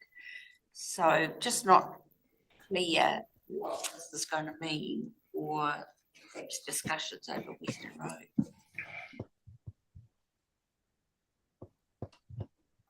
South, we are in an appeal, of course, on that storm around flooding mitigation and the flooding that's essentially caused by the stormwater network. Rotorua Lakes is the one that's appealed it. They're the applicant, and they've appealed the independent commissioner's response. Do you just want to comment on your trip around Rotorua urban area on Monday, was it? Yesterday, yeah. And just to say, Ruben and Muta were with me, so I just got the job of presenting it at I think, yeah, well, certainly Rotorua Lakes Council, Stavros and JP, our fellow GMs there want to work together with us. I think that's a hugely positive way of doing things with our district friends. So they have to do, under the comprehensive stormwater consent, I understand they have to do catchment management plans for each of their catchments. And so we've started with the Utahina because it was my understanding, their biggest urban catchment, but Nongataha is in there as well, as my understanding. So when it comes to things like flood protection for Nongataha, you know, that makes a lot of sense. We already are working with Stavros on that. So of course, what it often comes down to is who's going to pay.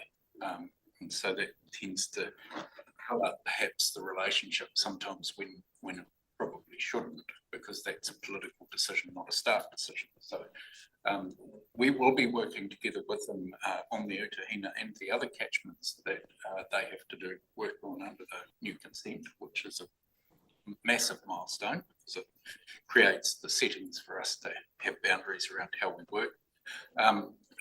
For the achievement of stormwater management as well as flood protection at the same time, because they are related and they're often the same thing. Flood protection is for a big event, stormwater is for routine. So it's a matter of what infrastructure do you need there and what sort of environmental protection needs to be built in at the same time. So other than we're going to work together, I don't really have any other answers than that right now, because it only happened yesterday. So. Thank you, Chris. And Ella, in terms of the appeal period for this stormwater consent, what sort of timeframe are we looking at? You know? Yeah, that's as it's true, unfortunately. Most appeals are mediated to a resolution, so it doesn't go to court, which generally saves time. Mediation for this hasn't started. We have indicated that we would like to mediate. So hopefully we can wrap it up relatively quickly, but you know, that's hopeful. So I really can't place a date on it. Yeah. Oh, sorry. Just come back to Councillor Neese's question. So the 7 main urban catchments is one of those. So it's pretty positive, really, that we've got to this point in time in terms of having those catchment management plans for this consent. Yeah. Huge amount of thanks to staff, both from Lakes Council and ourselves for working here to pull this off. Any further questions? Chair Leader?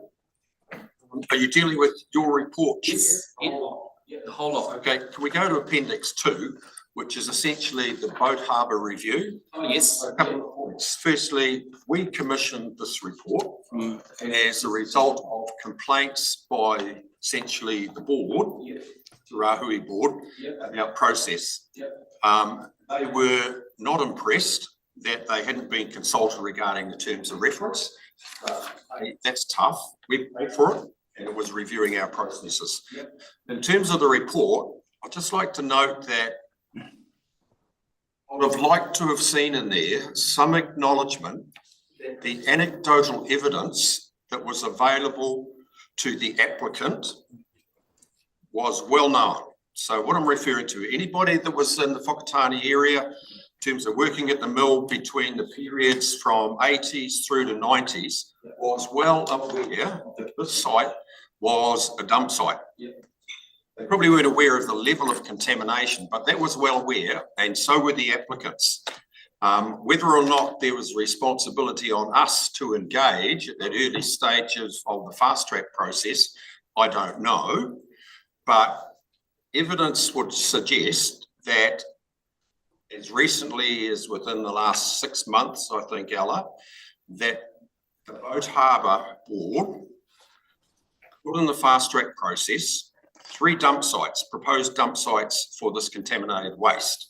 Outside the area, but within the Whakatane area. And I think it's fair to say that our consents people were essentially blindsided by that in terms of what they were doing. So it's a two-way street.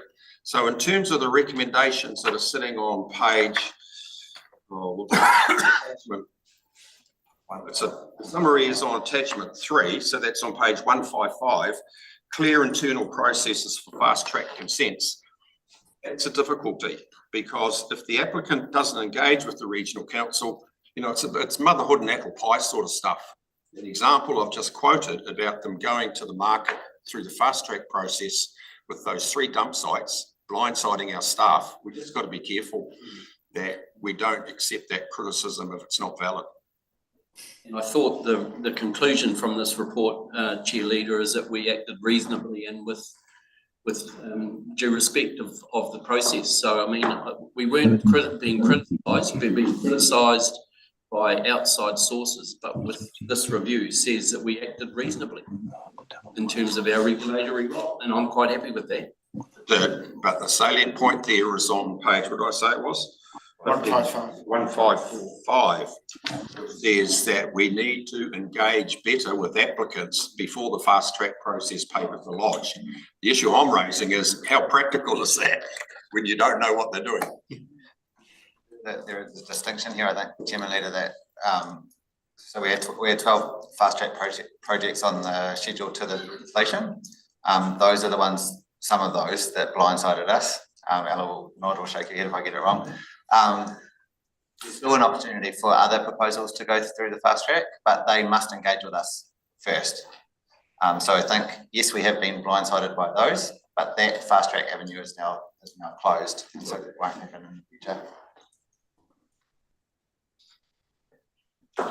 Chair, any further questions on the Chair's report? Councillor Crosby. Chair, if I could just briefly comment on the Mount Eyre shed and particularly the Mount Maunganui Equality Working Party on page 24. The two meetings that that working party have had, and Councillor McMillan and Scott and Ruben have been in attendance, either both or one. My sense is certainly under the chairmanship of Paul Cooney, that's really starting to, in my view, make some really strong progress. And in here have been examples of the benzene report, two companies that are really chemical cleaning companies, what they're doing. And what it's doing is bringing the industry, obviously the marae, Whareroa, and residents and the two regulatory authorities together. So collectively they get a better understanding of the issues, which is really important. Instead of just, having a view, and I'm not trying to sugarcoat it to say that, all is well, but it's made, from my observation in the two meetings I've gone to, considerable progress. And again, the regulatory officers, like we gave a presentation on how we're changing some of the regulatory issues. TCC have done the same, etc. So I just want to give you some assurance that from my perspective, and say Katna might have a view, that is a very valuable working group. And under the leadership of Paul, who's an environmental lawyer in his own right, he gets the issues quite quickly. They're starting to focus on some of the core issues and what can be done to make steps. You might call them baby steps, but they are steps to reduce, the risk of that issue, particularly in the residential area. Thank you, Councillor Crosby, for those. Are there any further questions? Oh, yeah, the question, Ruben, I have on page 31.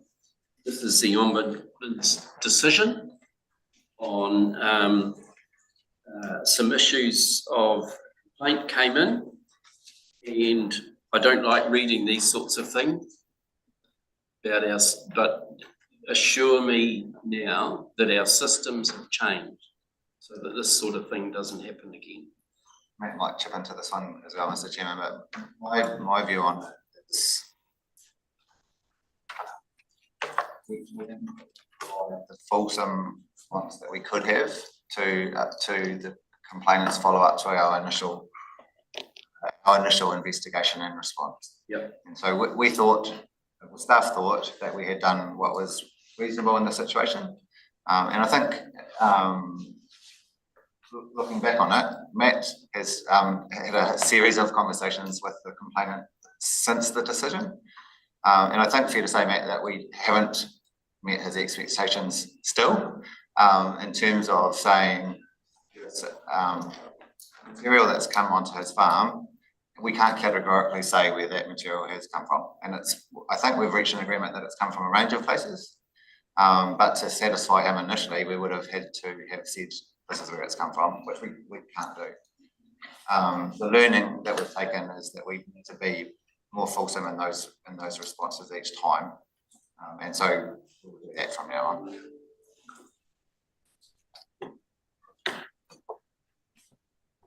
Thank you, Ruben. Any further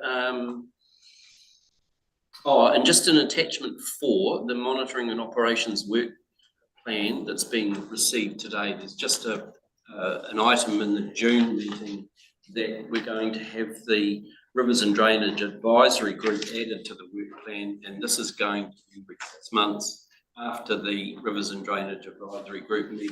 There's 4 of them, and we just want a summary coming back from monitoring and ops after that. And we've already had one for Ringataiki. I think Kaituna's tomorrow. So we just want a summary, Chris, of the salient points coming through to this committee. That's just in the. Any further questions on the chair's report? If not, I'd like to move that it be received, or is the seconder for that? Oh, Ella? Sorry, I was just going to say, would you like a little update on consenting issues that have come up since the report was? Oh, yes, please. Yep. So there's only 2 things. The Somerset fast track consent was granted last week. That's the last COVID fast track consent we have on our books. So that's that process, yay. And the other thing is that the government's released the draft wastewater standards, which would apply to district council schemes. So we're looking at what those mean for our region. Explain very quickly how those work. Yes, please, because in Matt's report last time round, Matt, some of them didn't comply. With their current consent conditions. Yeah. So a lot of the schemes or a lot of the wastewater treatment plants are under consents, and they're due to expire next year.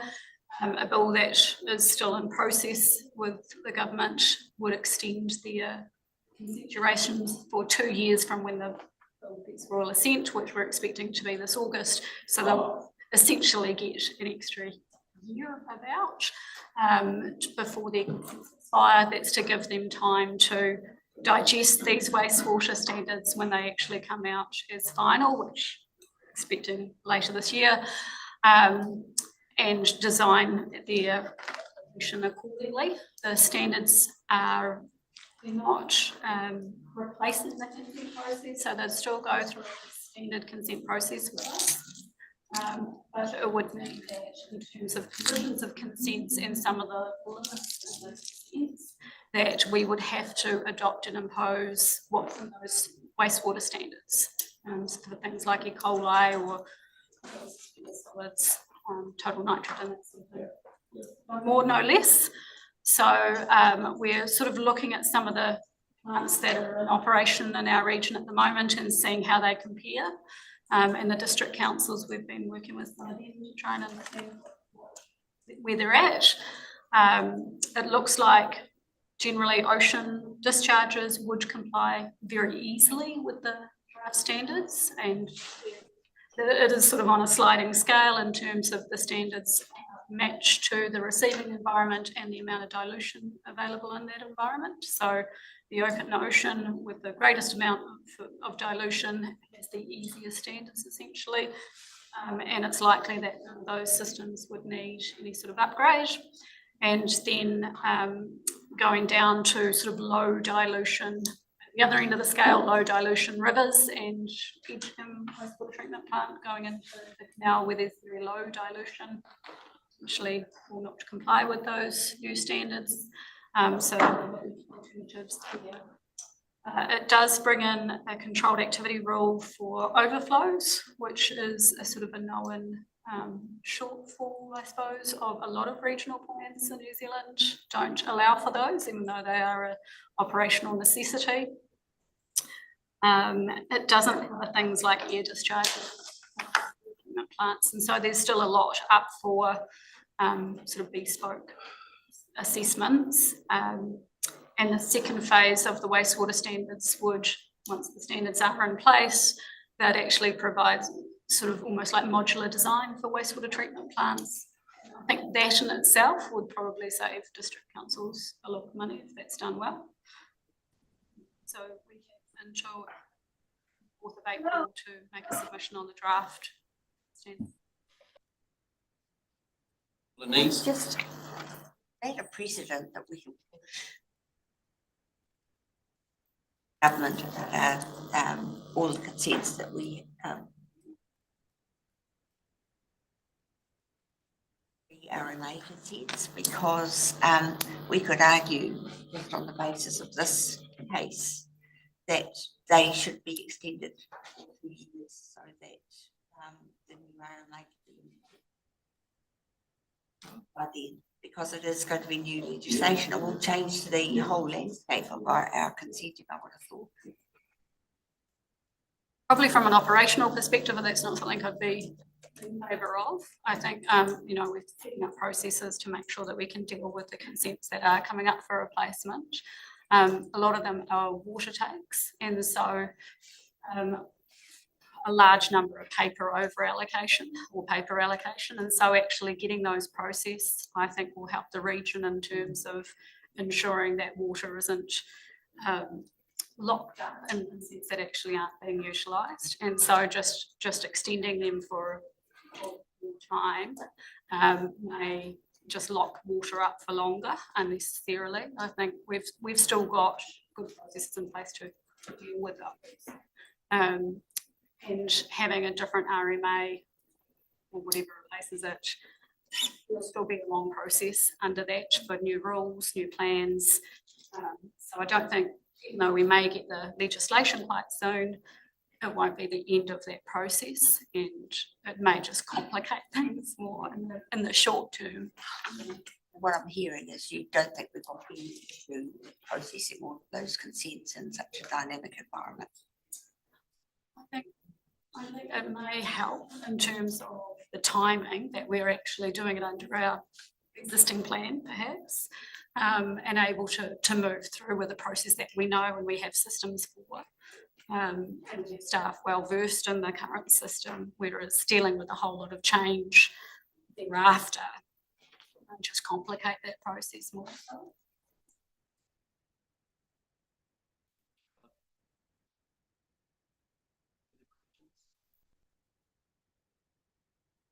Somebody like, I moved that a chair's report be received. Ron seconded. All those in favour, please say aye. Aye. Carried. Can we adjourn for a cup of tea, please?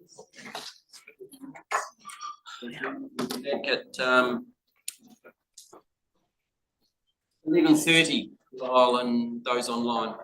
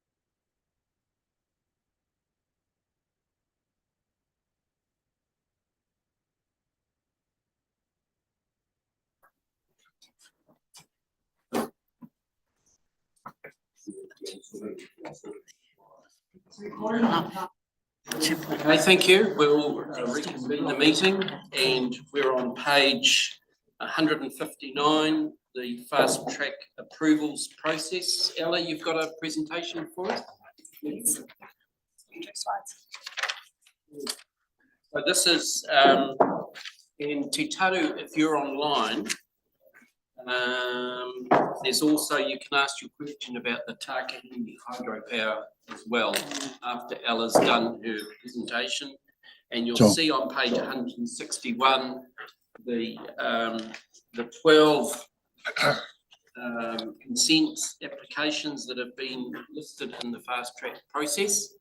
So Ella, floor's yours. Thank you. So this slide's just showing the general process is quite simplified, quite simplified.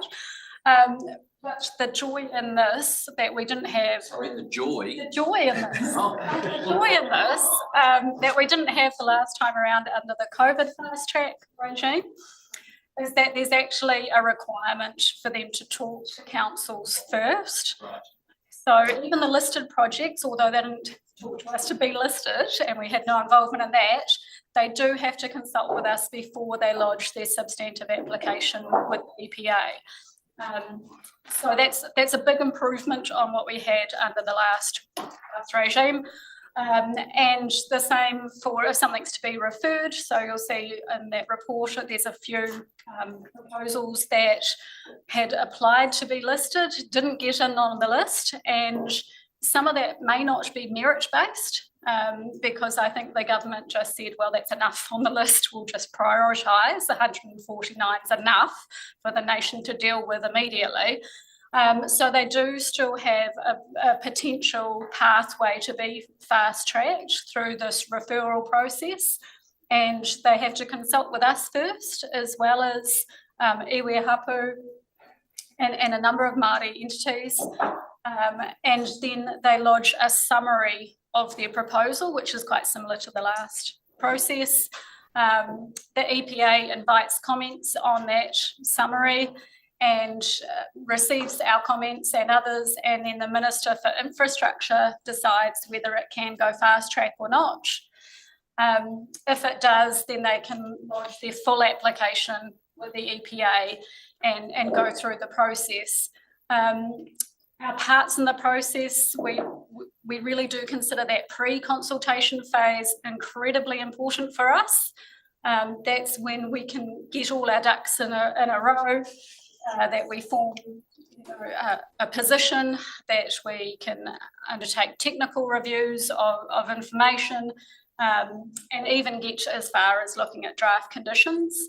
So that's the position we like to be in that pre-consultation phase, so that it actually runs relatively smoothly as much as it can once it's in the formal process, because then it becomes a little unpredictable as to when we'll be asked for comment. We can nominate panel members, independent panel members, experts, but then we have this invite to comment on the proposal and on draft conditions as well. And at any stage of the process, once it's lodged with the EPA, that panel can ask us for information, and they've done so on quite a number of the COVID ones where they have a particular question in mind, they put it to us and tell us that we have 2 working days to reply in some cases. So we really have to be super organised in advance and keeping abreast of that consultation phase. So we're asking all parts of council to make sure they do that through us, so that we're not blindsided where someone applies and says, well, we've consulted with council, but it's only been one particular arm and we're completely unaware that it's going on. So yeah, that's probably the main part of that slide, is that we just need to do quite a lot of front-end loading of this process to make it work well. If we go to the next slide, Amanda. We've just got some projects here, kind of in order of where we think they'll land timeframe wise. So we are expecting in the short term the Stellar Passage application for fast track to be lodged. They have been working on that quite hard recently and sending us draft assessments. it builds on what the court's already been doing with their direct referral, of course. But we're expecting that to happen potentially at the end of this month or early next month, that they'll be lodging that, and then we'll be going through the process. The hydropower schemes for Whao and Kaimai, we expect to be in a similar timeframe. So they did lodge their actual applications with us over a year ago, and it's been on hold for cultural impact assessments, but in the background, we've been doing technical reviews and working away on those projects so that we're in a good place when they do land for fast track. The Tahiki hydropower scheme is not a listed project, but we understand that they are in a rush to get to fast track and that they do intend to apply. We haven't had a lot of information yet. They're certainly not as far advanced as the likes of Stella Passage or the hydropower schemes, but we understand that they are pushing to move fast on this. In terms of who may be invited to comment, we don't have control of this process. We can make suggestions, of course, to the panel as to kayakers and sort of the national body that represent them. They're kind of an obvious one that they'd be an affected party if this was going through a regular process. So we suspect they would be, but there's really no guarantees of who will be asked or who won't, other than what's set in the legislation. The rest is kind of up to the panel to decide. But I suspect it's quite likely that they would be asked for comment given the activity. Millbrow Estate is one that had applied under the COVID fast track process. This is a Rotorua land development on the sort of shores near Haimarana, sort of between Rangataha and Haimarana. 90 odd residential sites, so a relatively big kind of project. They would connect to the District Council's wastewater scheme, so their reticulated scheme. So it would be there's a dairy farm at the moment, so there's some kind of obvious nitrogen benefits potentially for the lake. They are proposing a fair bit of planting on balance lots or around the gullies. And so they're hoping to go through the referral process, so that would be coming to us because they're not a listed party. We'd get to comment, but it wouldn't be our decision. It would be the Minister for Infrastructure that decides whether that goes through fast track or not. The next one on the list is in Kawerau. They're a wood pellet factory. We understand they're in quite a rush because of the Overseas Investment Office expectations around gaining consent, but they are not prepared yet to apply, and we certainly haven't seen any sort of technical information from them yet. Bell Road and Tara Road are land development sites. They are further down the track, I think, in terms of preparation. We have had only preliminary meetings about those, looking at stormwater modelling expectations, but it's not advanced in terms of the planning yet. The port dredging reconsenting, we're expecting sort of much later this year. We haven't really started much on that. And go down the list, skip a few. The Te Hui landfill, I'm not sure that will actually go fast track. They are on the list, but it's a very expensive process. It's a $390,000 deposit fee with the EPA. So that I think does weigh into some of the decision making on whether they utilise fast track or not. It's certainly not advanced in terms of the proposal. We've seen next to no detail on it, other than recognising a couple of locations. There really hasn't been detailed work provided to us yet. So we expect they are quite way down the list in terms of timeframes. And then the State Highway 29 Tauriko proposal, they have advised that they're not going to go fast track. They'll go through the standard consent process with us. And Ana Whenua, the hydro scheme, their reconsenting is due next year. And they've recently advised us that they're not intending to go fast track at this stage, Southern Generation. Thank you. Do you know why those two have decided Sorry, against? question, councillor McMillan? Yeah, just wondering why those two have decided not to go down. I think with the Whakapuhi one, I can't really speak for what their decision making has been, other than I think they're quite happy with the standard process. And there's more certainty and flexibility in the standard process, and it probably costs a lot less for some projects. So costs may be a factor as well. You know what, I'm not sure exactly the reasoning. It may be that certainly iwi and Hapu weren't happy with fast track. That could have weighed in on that decision making. Thank you, Ella. That's a very comprehensive report. So any questions to Ella? Just clarify for me. These 12 listed, you said it's still up to the Minister of Infrastructure to decide based on information coming whether it goes fast track or not. It's still his or her decision. I don't know who the Minister of Infrastructure is. So those 12 there aren't actually the 12 listed. Some of those are listed, some of them aren't. The two that aren't listed in that list are the Tahiki Hydro and the Millbrow. So they are the ones that will go through a referral process, and the Minister will decide whether they can or they can't. So this is not a list fait accompli? No, okay. This is the ones that we know of that are either listed or we know that they're intending to go referral in the relatively near future. Yeah, yeah.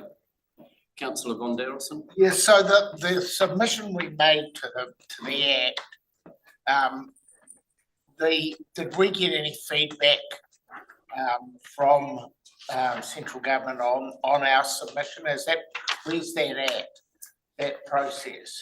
So it's an act now. So that's finished in terms of that process. Yeah, but I'm asking. In terms of direct feedback, I'm not aware of any direct feedback other than the questions they asked us during the select committee submission, which was a 10-minute slot. So a very short time frame for them to ask a couple of questions, really.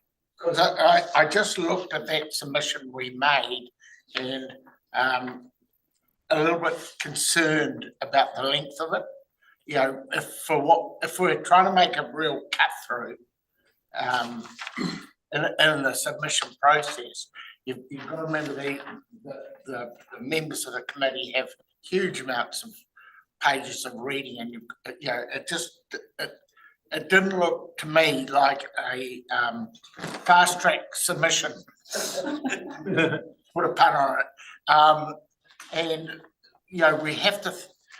I know cabinet ministers get every Friday night about that thick with a paper that they have to read for the weekend, and we all know we get a lot of that in our regional council, big documents to read it. And I remember one of our past CEOs here, Bill Bayfield, always talk about plain English and trying to get our reports concise and really targeted. And I was concerned when I read that, and I thought, are the people going to get through? And there's some good stuff in there. I'm not criticising the content. It's just how we go about writing submissions. Sure.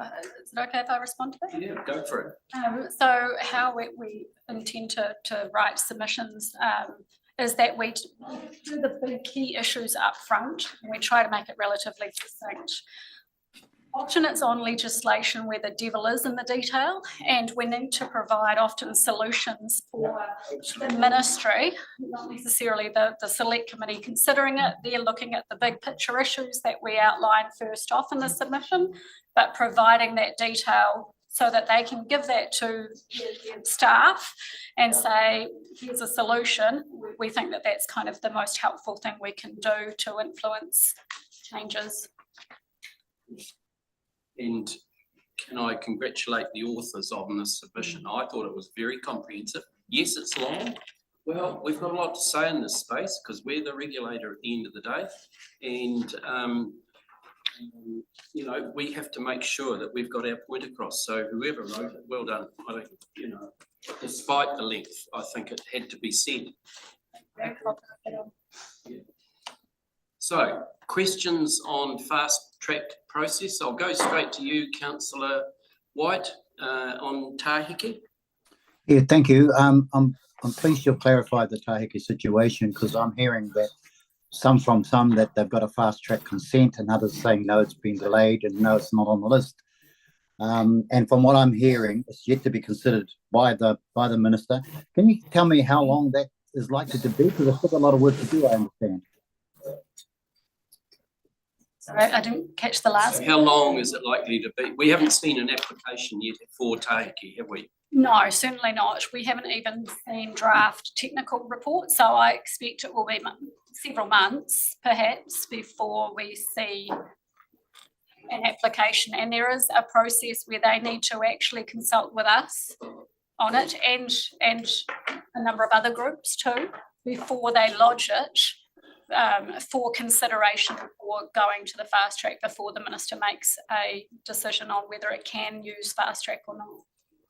Yes, because why I'm asking this is it's quite a complex cultural consideration, this one. And I'll just say this, you know, when we cite our process of identity for Te Arawa and I'm Te Arawa, you go Te Arawa to Waka, Matawhora to Maunga, which Matawhora is our mountain, ko Rotuiti Kitia e Ihinga is our lake, so Rotuiti is our lake, or our Moana, and ko Kaituna Te Awa. And the Kaituna River is the connector from the mountains to the sea for Te Arawa. So it's a very, very culturally important area. Not only that, I'll say this too, that there are burial grounds all along the banks of the Kaituna. And I've been to a couple of those and I know where they are. So there's a lot in this particular situation. And I know that Tahiki Aitu have applied for and got consent and the fast track for geothermal. This is another one that will take a power of consultation, I would argue. So I just want to put that on the radar. And I know that on Friday it'll be discussed with Kaituna Group. And so, yeah, and I've already getting feedback from some. Some are happy to go because it's employment and so on and commercial opportunities. But there's a very strong cultural co-taker on this one. So, look, I just put that out there. I'm not making my own personal decision. I just know how difficult it will be. Thank you. Thank you, Te Taru. Any further questions on the fast track report? Approvals report? If not, would somebody like to move that we receive this report? Councillor McMillan, that's seconded by Councillor Crosby. Any further discussion? I'll put that. All those in favour, please say aye. Carried. Moving on to Climate Change Programme Quarterly Report. And also on your desk is Councillor Nees. You talked about this report in climate change update. So that's been tabled as well as part of Nick's report. We only want to talk to this as well, Nick, because you presented or talked to it at the Merrill Forum last week. So the floor is yours, Nick, on the Climate Change Programme Quarterly Report, please. Page 197. Thanks. Good morning, councillors. So I've got a reasonably concise quarterly report for you, highlighting action from the last quarter. Chair, I thought I'd do a quick précis of the report, then take questions and discussion if that works for you. Presentation. So just whipping through the highlights, I guess we're making good progress in our community led work in terms of the adaptation space. A couple of projects which have progressed in the last quarter. There's been work the East Coast at Opapi Parainui Marae. Their provider in the East Bay has been working there, supported by us, and I think a win in this project has been the bringing together of technical climate and hazard work and local matauranga, and the joining of those together and providing an understanding for those communities. We've also been working with Tamarawaho and Motuapai Island and Tauranga Harbour. That's the burial island estuary, supporting them with an initial hazard assessment, supporting the community at Lakes Rotuahu and Rotumara, following on from the flooding a couple of years ago, and working with them to understand what's going on with those lakes and what the future might look like, building towards recommendations to the strategy group from them. So over the summer, we've had a summer student, and we've been piloting a citizen science approach. So this is where we've been putting some tools in the hands of the community so they can up their scientific literacy and do some of their own monitoring, so they can monitor their own effects and be empowered. And that they build a record of observations that can help them with their adaptation. So we're doing that in a couple of places, and there's a coast application which will be installing very, very shortly at Waihi Beach as part of that. In terms of the land use innovation space relating to the work streams around that, Josie Crawshaw has done a stock take of all the work and knowledge in the blue carbon space. So this has been something we've been working on for a couple of years now. You remember we mapped the potential extent of blue carbon in the region. We've also been trying to fill in the picture in terms of those sequestration rates. And so now, I think page 202 of your report, there's a summary table in there around the actual potential and the rates in the region. So in the left-hand column, you can see how many tonnes of carbon per hectare per year those three habitats are estimated to sequester. And then the middle column is what's actually sequestered across all of those habitats in the region currently. And then the far right's the additional amount that could be if all those possible habitats were restored. We're looking at about 5,000 tonnes of carbon per year currently, and then building from there. Important to note, these are important numbers, and this is about co-benefits, right? Habitat, biodiversity, amenity, and sequestration. But in terms of the order of magnitude, we're talking about potentially 1% of all of the region's emissions. So this is no silver bullet, but it's an important, piece of co-benefit that we can get with habitats. The other one that I've talked about is the Natural Capital Regional Resilience Project, which the Aotearoa Circle are doing, and they're piloting the Bay of Plenty. April, we should get the report on that. And what they've done is they've looked at how the region depends on nature, and then how climate can affect nature and then affect the things that we depend on. And so they're trying to, rationalise that chain and put some numbers around it. Things like our agriculture industry depending on the ocean and the temperature and the acidity of the ocean changing, and what that might mean for that industry. That's the guts of that approach, and we'll be able to bring you their work in April. Last couple of things on this report. We have been working with a number of other councils across the region, across the nation, around an emissions platform. So instead of us all paying every 3 years to someone like ACOM to produce a report on calculating the emissions for the regions, we've been working on having a platform, a live platform, which will draw data automatically, which we'll be able to interrogate. So that's been a joint progress project through TUK, regional sector. And the last thing in here, the National Adaptation Framework. We're expecting legislation this year. We're connected through the sector and through the adaptation practitioners network. So hoping to be able to keep you well updated as that progresses. And I'm sure that we'll be having a chance to make a concise and sharp submission on that at the right time. Should I pause or keep going to the Mirror Forum? I go straight into this forum climate change. So for probably 5 years now, we've had a regional adaptation working group of staff from all of the councils in the region. We've been providing kind of annual updates to them. So this paper was written or coordinated by Western Bay of Plenty District Council. We're trying to share the load.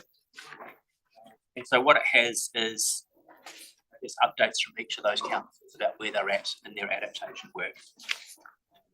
I guess I'll probably draw your attention to Whakatane District Council, who are making good progress in a local risk assessment, a climate risk assessment for Whakatane District, building on Regional 1 in the same methodology.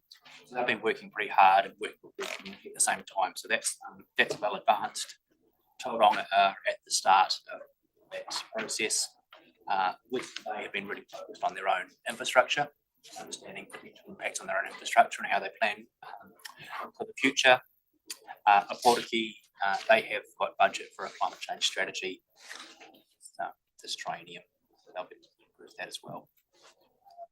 In terms of that collaboration space, I've talked to you before about Tauranga City chipping in now for adaptation projects within the city, using our process and our, I guess, our success, and they're putting in to help with those projects. Western Bay have also come to the party, contributing a bit less, but a portion of Western Bay projects. I'm happy to take questions on any of the other items in that, or either report actually. Thank you, Nick. Councillor Nees and then Councillor McMillan. Thank you, Nick, and thank you for getting that report out. Snapshot. Just looking at page 202, with that table 1 of carbon sequestration rates, and in the third column, additional carbon sequestration and its potential reservation, and then we go to mangroves, which we all know are a growing species, a spreading species, and it's not like they had that habitat and then were all cut down and disappeared, like what happened with all the drained wetlands. So what area did you use to do that calculation? What should have done is looked at the elevation, because where there's sediment, so that it kind of goes seagrass, mangroves, then salt marsh until the elevation changes. So what she's done is looked at all those areas that are wet enough and looked at the elevations where mangroves could be. So that could have been all the way around the Tauranga Harbour, for example. And at the right elevation, it would have. At the right So I guess you're not suggesting that you No. don't do that. No. It's just where there's the potential for them to grow. Yeah. Well, but Unless they are controlled, but so it's agnostic. we all know that that figure then wouldn't be possible to be achieved because it would take away so many of our other habitats. Yeah. Oh, thanks, Nick. I've got a few questions, so I'll just work through them one by one if that's okay. So I'm really interested in is it called Conservoltaic? Voltaics, yeah. Where's that pilot going to take place? It's near Papamoa Hills, so it's on a multi-land block. Oh, okay, cool. Do you just want to explain what? Yeah. Conservoltaics. So it's conservation and solar generation together, and it's attempting to see how you'd actually make that happen in reality in terms of solar panels, wetland underneath. Exactly. Yeah. Instead of sheep and beef or sheep. Yeah, not beef. Yeah, and would it be possible in salt marsh, or the salt would be an issue? That it would Probably too salty, I think, from Yeah. what I've seen. And also those areas there are very, very long away from the transmission. That's a limiting factor. Yes. It's not economic, Yeah. as well as being soggy and wet, which is not friendly. Yeah, rust and everything else, and on the panels, the salt is an issue, So just with the programme dashboard, I've just got a few questions there. So, excuse me for writing quite small. So that, the internal circular resource initiative, what is that? Is that organic or inorganic or both? Or What it is a workshop with mostly our people to understand about how we can change our thinking. So when we buy stuff, all of the stuff we buy, we can think about how at the end of life we don't just throw it away. Yeah, awesome. Yeah. So making those decisions up front in procurement about where's this going to end up and how do we keep those resources. So could that end up in the procurement policy? No, I guess we're at the start of a process of exploring that. Yeah, so potentially, make it to that level. Yeah. The local emissions modelling, does that include, for example, livestock agriculture, fertiliser works? It'll be all of the classes, if you like, that's currently accounted for. Oh, yeah, I never, yeah, so it does, so if, let's say, a landowner transition from one type of, primary, industry to another, then next time you go around assessing it, the emissions profile would shift. Yeah, as it gets updated, yeah. As it gets updated, yeah. Okay, cool. The nature-based solutions, just a sort of big pie in the sky question, really. Apart from budget being a limiting factor, are there any other barriers to that in terms of the work? I mean, it's kind of Chris's team. I think that's, yeah, absolutely. I think there's, and I think that where we can use nature as a solution, then that's going to give co-benefits. That's going to be much, I guess, more, it's more of a long-term focus than pouring concrete. But sometimes concrete's, going to provide the outcome that's needed all for. I don't think that it's not a legal barrier or I don't think, Chris, in terms of being a budget barrier and doing nature-based solutions, it's actually about right tools for right job. But that's definitely a major tool in the toolkit. Yeah. So what you're saying is, apart from obviously budget limitations, there are no other barriers. I mean, it's site specific, I guess. It's really site specific. Yeah, obviously, yeah, some things aren't, you need the engineering structures as well, instead of, but yeah. Mark's here as well, so do you want to make, sorry, is it through the chair? Yeah, no. Comment from Mark? Yeah. Hey, at least you're honest, Mark.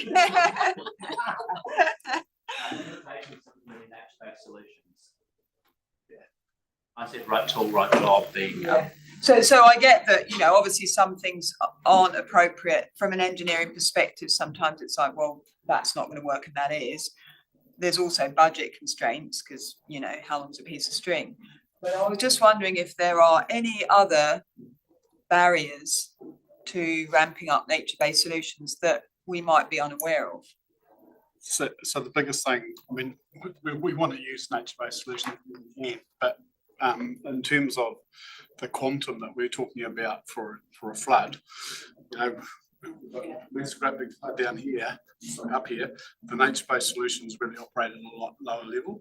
So for 100-year flood, the nature-based solutions are completely inundated. So if we take, for example, wetland, it could be a metre and a half on top of that.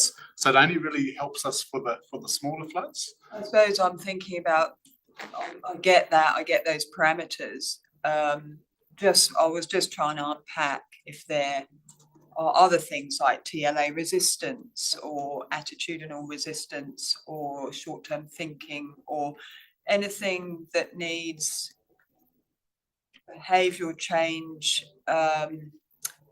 mindset adaptation to embrace this, or do you think the whole of the Bay of Plenty Rohe is on board with the idea that where appropriate, nature-based solutions are a good solution? I think nationally everyone's on board, but they all appreciate the limitations that I just mentioned. So. Yeah, I mean, obviously Room for Rivers isn't a limitation, but it's a massive thing in managed relocation, so. Every little bit has a part to play. Yeah. But it's not just one step, it's more. Yeah. I totally get the complexity of it, but yeah, thank you. So the climate change impact on marine ecosystems. I know Aotearoa Circle are doing work in that space. I suppose I'm thinking timeframes and also kind of connecting with citizen science and where, like, the idea of ramping up citizen science, I'm thinking in the kind of marine coastal space where you've got boats that can dangle things, and this is obviously being done all over the world, some great examples of citizen science. Are we looking at moving into marine coastal citizen science, and apart from Aotearoa Circle, with the impact on coastal catchment, what other work is happening there? Yes, I think there's two bits to that.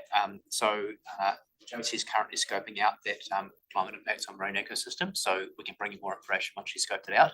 But I'll feed back to her your thoughts about citizen science. In terms of the citizen science space, so we've piloted that, our team, over the summer. Yeah. So we want to assess that. We want to give that a good 6 months to assess the success or otherwise of that before we think about how it might be applied in other areas. Yeah, cool. I mean, I don't know what that would look like. I'm just That's good. knowing that I think in terms of when you've got moving boats going out to Tahura Island and back and things, there could be useful tools. I mean, if you support that as a principle, Yeah. citizen science approach, and we find some learnings and success from this pilot, then we can build on that. Cool. And I just got one final question. Councillor Macmillan did advise me that she had a few questions. Yeah, I tapped him on the shoulder for a few questions. So this is about the peat sampling taking place across 30 farms and looking at resilience, climate change, you know, the impact on peat and drained peatlands and sustainable management. My question is, so you take these 30 peat samples of 30 farms, so what?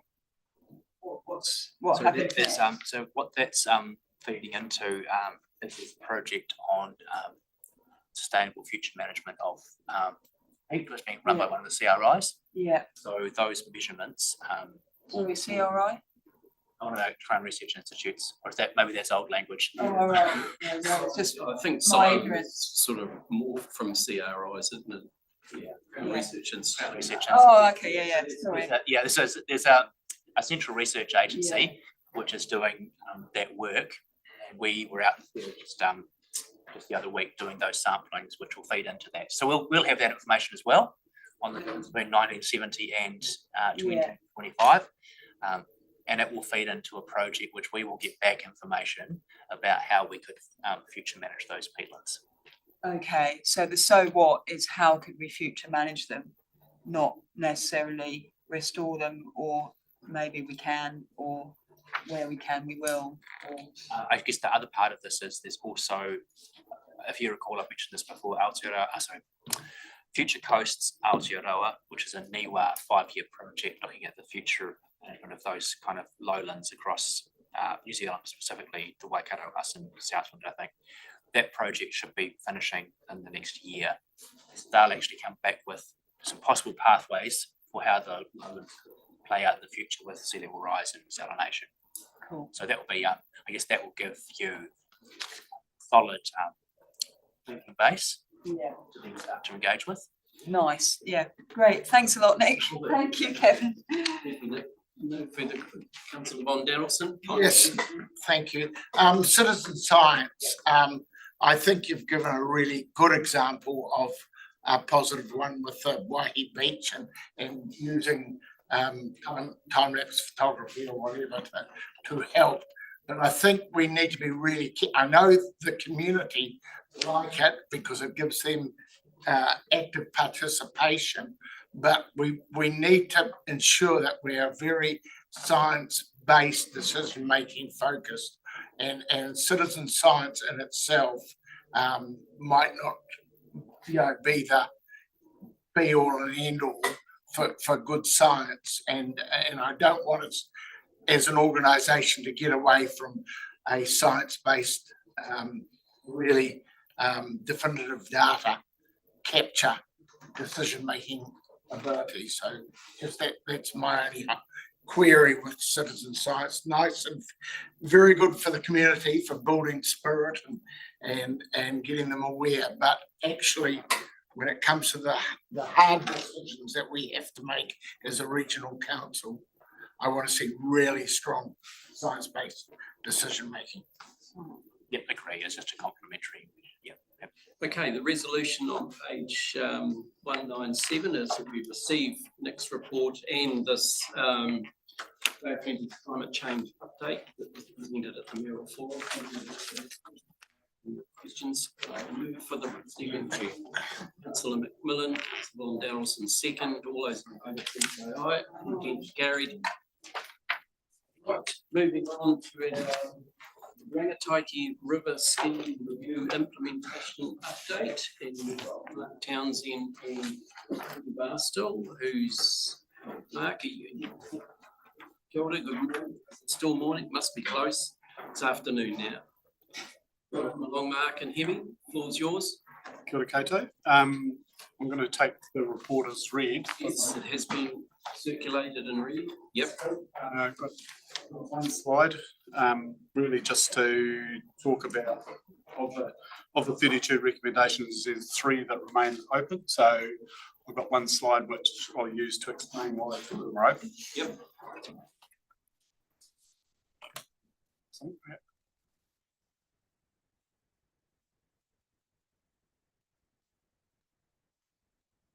So 2 items that essentially are one and the same, and it's the susceptibility mapping. So just to do a little explanation there, under our original policy statement, when we are doing risk assessments, we use essentially a 500-year event as the area that we assess the risk against. And for a number of catchments, we've got that mapping done. So it's been done for Kaituna, it's been done for Rangataiki, Tarawera, it's been done for the Waiweka, Otara, but it's still in progress for the Whakatane, Taronga. So that's the outstanding item. The purpose of me putting these items up here is that susceptibility mapping is also used as far as our evacuation mapping as well. So we do a whole lot of model runs, and so we've got Potiki on the right, and we've got Whakatane on the left. So Potiki on your right's been done with a 500-year mapping, and it's been done with the 100-year flood in conjunction with breach analysis. So stop back fails in this area, this area, and this area. And one of the reasons, the reason I'm bringing it up is all of the work we've done in creating the evacuation plans with the district councils has been using that 100-year event with the breach. And then, of course, we had Cyclone Gabrielle, about 80% of the way through all the engagement with the councils. And then we've overlaid the 500-year, and it more or less coincides. So there's little bits on the edges as you'd expect. So for us, that was good, because it means that essentially we've got our evacuation maps sorted out for that larger event as well. The one on the left, of course, is Whakatane, and you've heard me say that we don't have it for the 500-year, but we do have it for the 100-year, and as I said, it more or less coincides. So if we're at a pinch, we can say the one on the left for Whakatane is good enough. Okay, now in terms of that final modelling for the Whakatane, it was due at the end of December. It's now due in September. Another saga as far as modelling is concerned, to try and get the calibrations. So yeah, open to questions. Thank you. Councillor Campbell, Von Darrelson first. Councillor Campbell. You know, I'm just looking at those modelling. I certainly wouldn't like to be living in Whakatane if there was an event like that, because there's nowhere to go except up the hill. You can't go across the bridge because you're going to get flooded out. And getting up into the Rangataiki Valley is pretty much the same. What I would like to see though is what Rangataiki Tarawera schemes are like. Perhaps I can answer all of those. So the first thing is that we've been working with the Whakatane District Council on an evacuation protocol, and that's what was put in place after the Edgecombe flood in 2017, and we've rolled that out to Potiki and Whakatane. And what it works on is based on our flood modelling, and as soon as we reach a certain threshold, as soon as we're predicting a threshold, and that threshold is a 2% AEP event, or the old 1 in 50, then evacuation protocols start. So basically everyone's put on standby, police, friends, obviously civil defence and ourselves and the flood team, and then the Whakatane District Council. When we get to within 24 hours of going through that threshold, then the next step starts, and that'll be voluntary evacuation of people who are vulnerable. And yes, we would go over the bridge because, as you quite rightly say, if we go up the hill, there's nothing up there for a start, and there's a limited amount of space. And of course, we don't want to be heading towards Taniata because I think we all know that that road gets blocked off pretty quick. So the evacuation plans that I've been working on with the district council is the lead, and civil defence, and the police and defence, basically moving towards Awakiri and Kawerau is the main evacuation areas. Now, stage 3 at this stage, and we're just fine tuning it, is 12 hours before we go through that threshold, and that's mandatory evacuations. And that's basically with everything that needs to be done. That's the minimum amount of time. There's a little bit of leeway to make sure that everyone is evacuated safely. And we're talking about buses and walking paths and police being involved and traffic management as well. For Edgecombe, of course, it's a bit smaller in terms of population. So that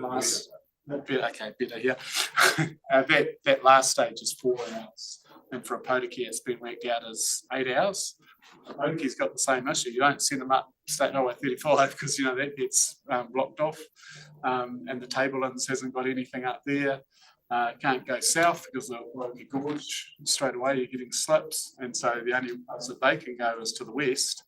And they will also know that the Waimangi Gorge gets blocked off and Wainui Road gets blocked off as well. So the Potiki's working on basically Hospital Hill area as their primary evacuation site.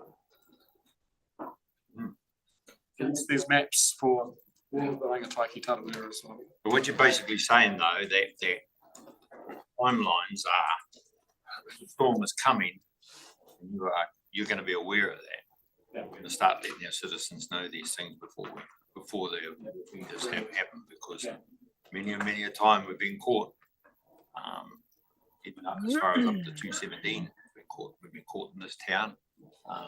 Edgecombe's been caught numerous amounts of time.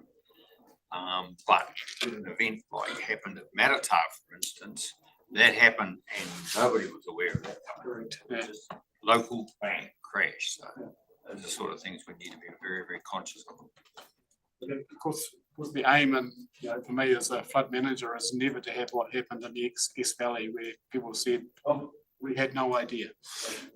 It's our job to make sure that that doesn't occur again. Just to fill in a bit more, that it's obviously this gap around this evacuation protocols that we've been working on is a national problem, and so at a national level we're working to address that using that same protocol. Councillor Von Daddelson. Yeah, look, risk mitigation. We look at it, the Potiki map, and you say, well, we 8 hours notice, but we all know that people won't, one, you'll be reluctant to give a false move when you're telling the whole town has to move. So you've got to be pretty certain, because the kickback if you get it wrong is even as bad as if you get it right. But what worries me is we put those maps up there and we show them, but then we'll still get a class action against us. So it's risk mitigation. How do we deal with that when we've told a Potiki that they're going to be flooded, and yet they're still building a mussel factory within that zone, I think, and they're still putting new housing in that zone. At some stage, both of these maps are very disturbing, but we don't seem to learn the lessons. How are we going to deal with that, and recognising that the risk of class actions in the future against these sort of issues? Thanks for that question. Thanks. Yeah, so I'll have a go, and I think I'll be about 3 parts to it. So the first thing around still building in floodplain and in vulnerable areas. one of the things is it's persistence. We're just gonna keep going and going. The latest thing we want to do is present to the Pautiki District Council on the evacuation maps, on the River Skiing Sustainability Project and where we're at, and on the natural hazards provisions, I think, natural hazard provisions for their district plan. And I think I talked about that at the last strategy and ops meeting. But what we see right across New Zealand is exactly the same thing happening, and we need support from central government. And there's a national policy statement on hazards and how to deal with hazards that we've all been contributing to. Yeah, there's Nick. So yeah, it's an ongoing thing, councillor. When it comes to litigation, in terms of an evacuation, I first of all, I don't think we'll get litigated for calling for an evacuation. It's precautionary. But if we do have a breach there, then of course we're always open. Answer all of your questions then? Well, I don't think you can. Okay. I understand that. Councillor Scott? Yeah, my question's around the joined up thinking here. So you're talking to each TLA one-on-one. I wonder where this comes through to the civil defence, the CDM joint committee, at what stage of the process. And in my mind at the moment is I was at a community meeting last night in Moore, where there had been a walkthrough of evacuation routes, and it's blocked because the corn's high at the moment, so you can't get through. There's no footpath down the main road, and we all know what would happen if everyone starts getting in cars and tries to travel places. So I wonder, with evacuation routes, if people actually walked and seen whether it's actually possible, are the steps going up the hill actually there, and all that sort of thing, because it's easy to do on a desk exercise. But in real life, things change. So two things. One is, where's the joined up thinking in terms of across the region? I would suggest the joint committee is probably the right place. And secondly, has anyone particularly said this is what it looks like on the ground? So the first one is we have been asked to come to the joint committee and talk about evacuations. What we wanted to do was, I guess it was a timing thing. I think the request was December when I was busy, fortunately. But yeah, we're conscious we need to do that. The other thing that I didn't want to do anyway was say, yeah, we're doing stuff in the Pautiki, yeah, we're doing stuff in Whakatane, we're doing stuff in Rotorua, but we're not doing stuff in the Western Bay. Well, fortunately now we are doing stuff in the Western Bay, so we can, we talk about it as a joint committee rather than a separated. In terms of the routes and things, that's one of the key things that we've been doing with Whakatane and Pautiki. So we have been going through and right, this is the situation here, this would be the route, and various groups of people have been tasked with making sure that all of those are workable. I can't comment on the Pit Mole one, sorry, I haven't been part of that, but that would be one for Tauranga City.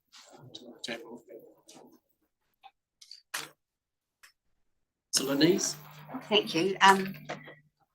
Even without my glasses on, those maps are really sobering. Oh. Which is, it shocks me actually, because I knew it was low lying, but I didn't realise how encompassing it could potentially be. And I know that that's 100-year flood plus a breach, or a 500-year flood, but we know these things are happening more and more. And we're under threat of a class action because one of our schemes failed, right? So do we have to start changing our messaging to say we cannot guarantee that we're going to keep you safe through the river schemes, that there is always risk depending on the frequency or the sequencing of flood events or the magnitude of flood events, that there may be a time when we just cannot keep you safe. This is the reality of what will happen if it fails. It's just, I think a lot of people, they get their targeted rates with their river schemes, they pay it, and they sort of expect it future-proofs them, and it's like an insurance policy. But in fact, when you have a look at that, you realise that implications could be so much worse than what I ever expected. So are we rethinking our messaging around the river schemes on the basis of that reality? So the first one on breach, so I think it was one of the key things that came, one of the many key things that came out of the scheme review was that we need to talk about residual risk, and that, just as you say, councillor, people are thinking they're quite safe behind the stock bank, but of course the higher they go, the stock bank goes, the more residual risk there is. And I got asked at several meetings, and one notably was the Rangataigi Community Board meeting, is that, can you guarantee that it will never happen again? That's my answer was, no, I cannot guarantee it will never happen again, but we have done everything that we can, and we will continue to do everything we can to reduce the chances of that occurring. That's the first bit. In terms of the over-design event, like a 500-year event, again, nationally, internationally, that's the message that's going out there. And we get it a lot from our advisory group members. They go, what would happen if we had a Cyclone Gabrielle? What if it was, 150 kilometres further this way? What would have happened? And of course, the answer is we would have overtopped, and we would have been in evacuation situations through all of our schools. So, certainly the message is getting out there.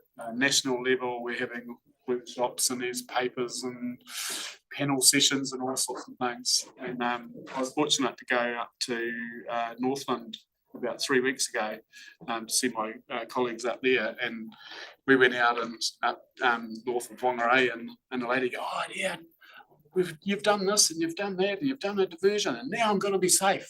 And then my colleague just had to take her through it, that and it burst her bubble, but she had to know that the 500-year event that we're seeing, more and more, unfortunately, that you're not protected for that. So, can I just add that through our liaison with the TAs on the spatial plan and all of our liaison in general, as Mark points to, that that message is something that we're promoting, and it is sort of coming across as something a little new or unthought of, some of the stuff that we deal with. So I guess it needs to be a continual focus for us to keep pushing that message. And there are elements of the society, community out there, staff and TAs that are aware of that residual risk, but there's still quite a big component that aren't. And those different vehicles like the EBOT spatial plan, for instance, are really good opportunities to push those messages.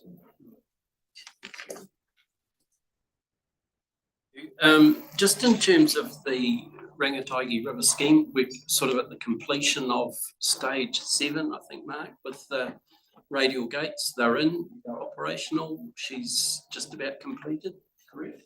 They're commissioned, yes. They're commissioned. So we're going to have a bit of an open day come allow the public to see what they've brought for their $50 million in terms of their staging of all the things down the Rangataigi River. We're in the planning stages now. We were hoping to get Minister Shane Jones or the Prime Minister along as well. And unfortunately, the dates that they were giving us, it didn't work.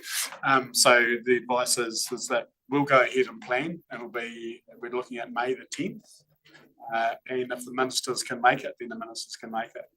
We're just going to keep bouncing along. So so we're in that's Saturday, and so planning to have a bit of a barbecue and a few speeches and so forth. So more details to follow.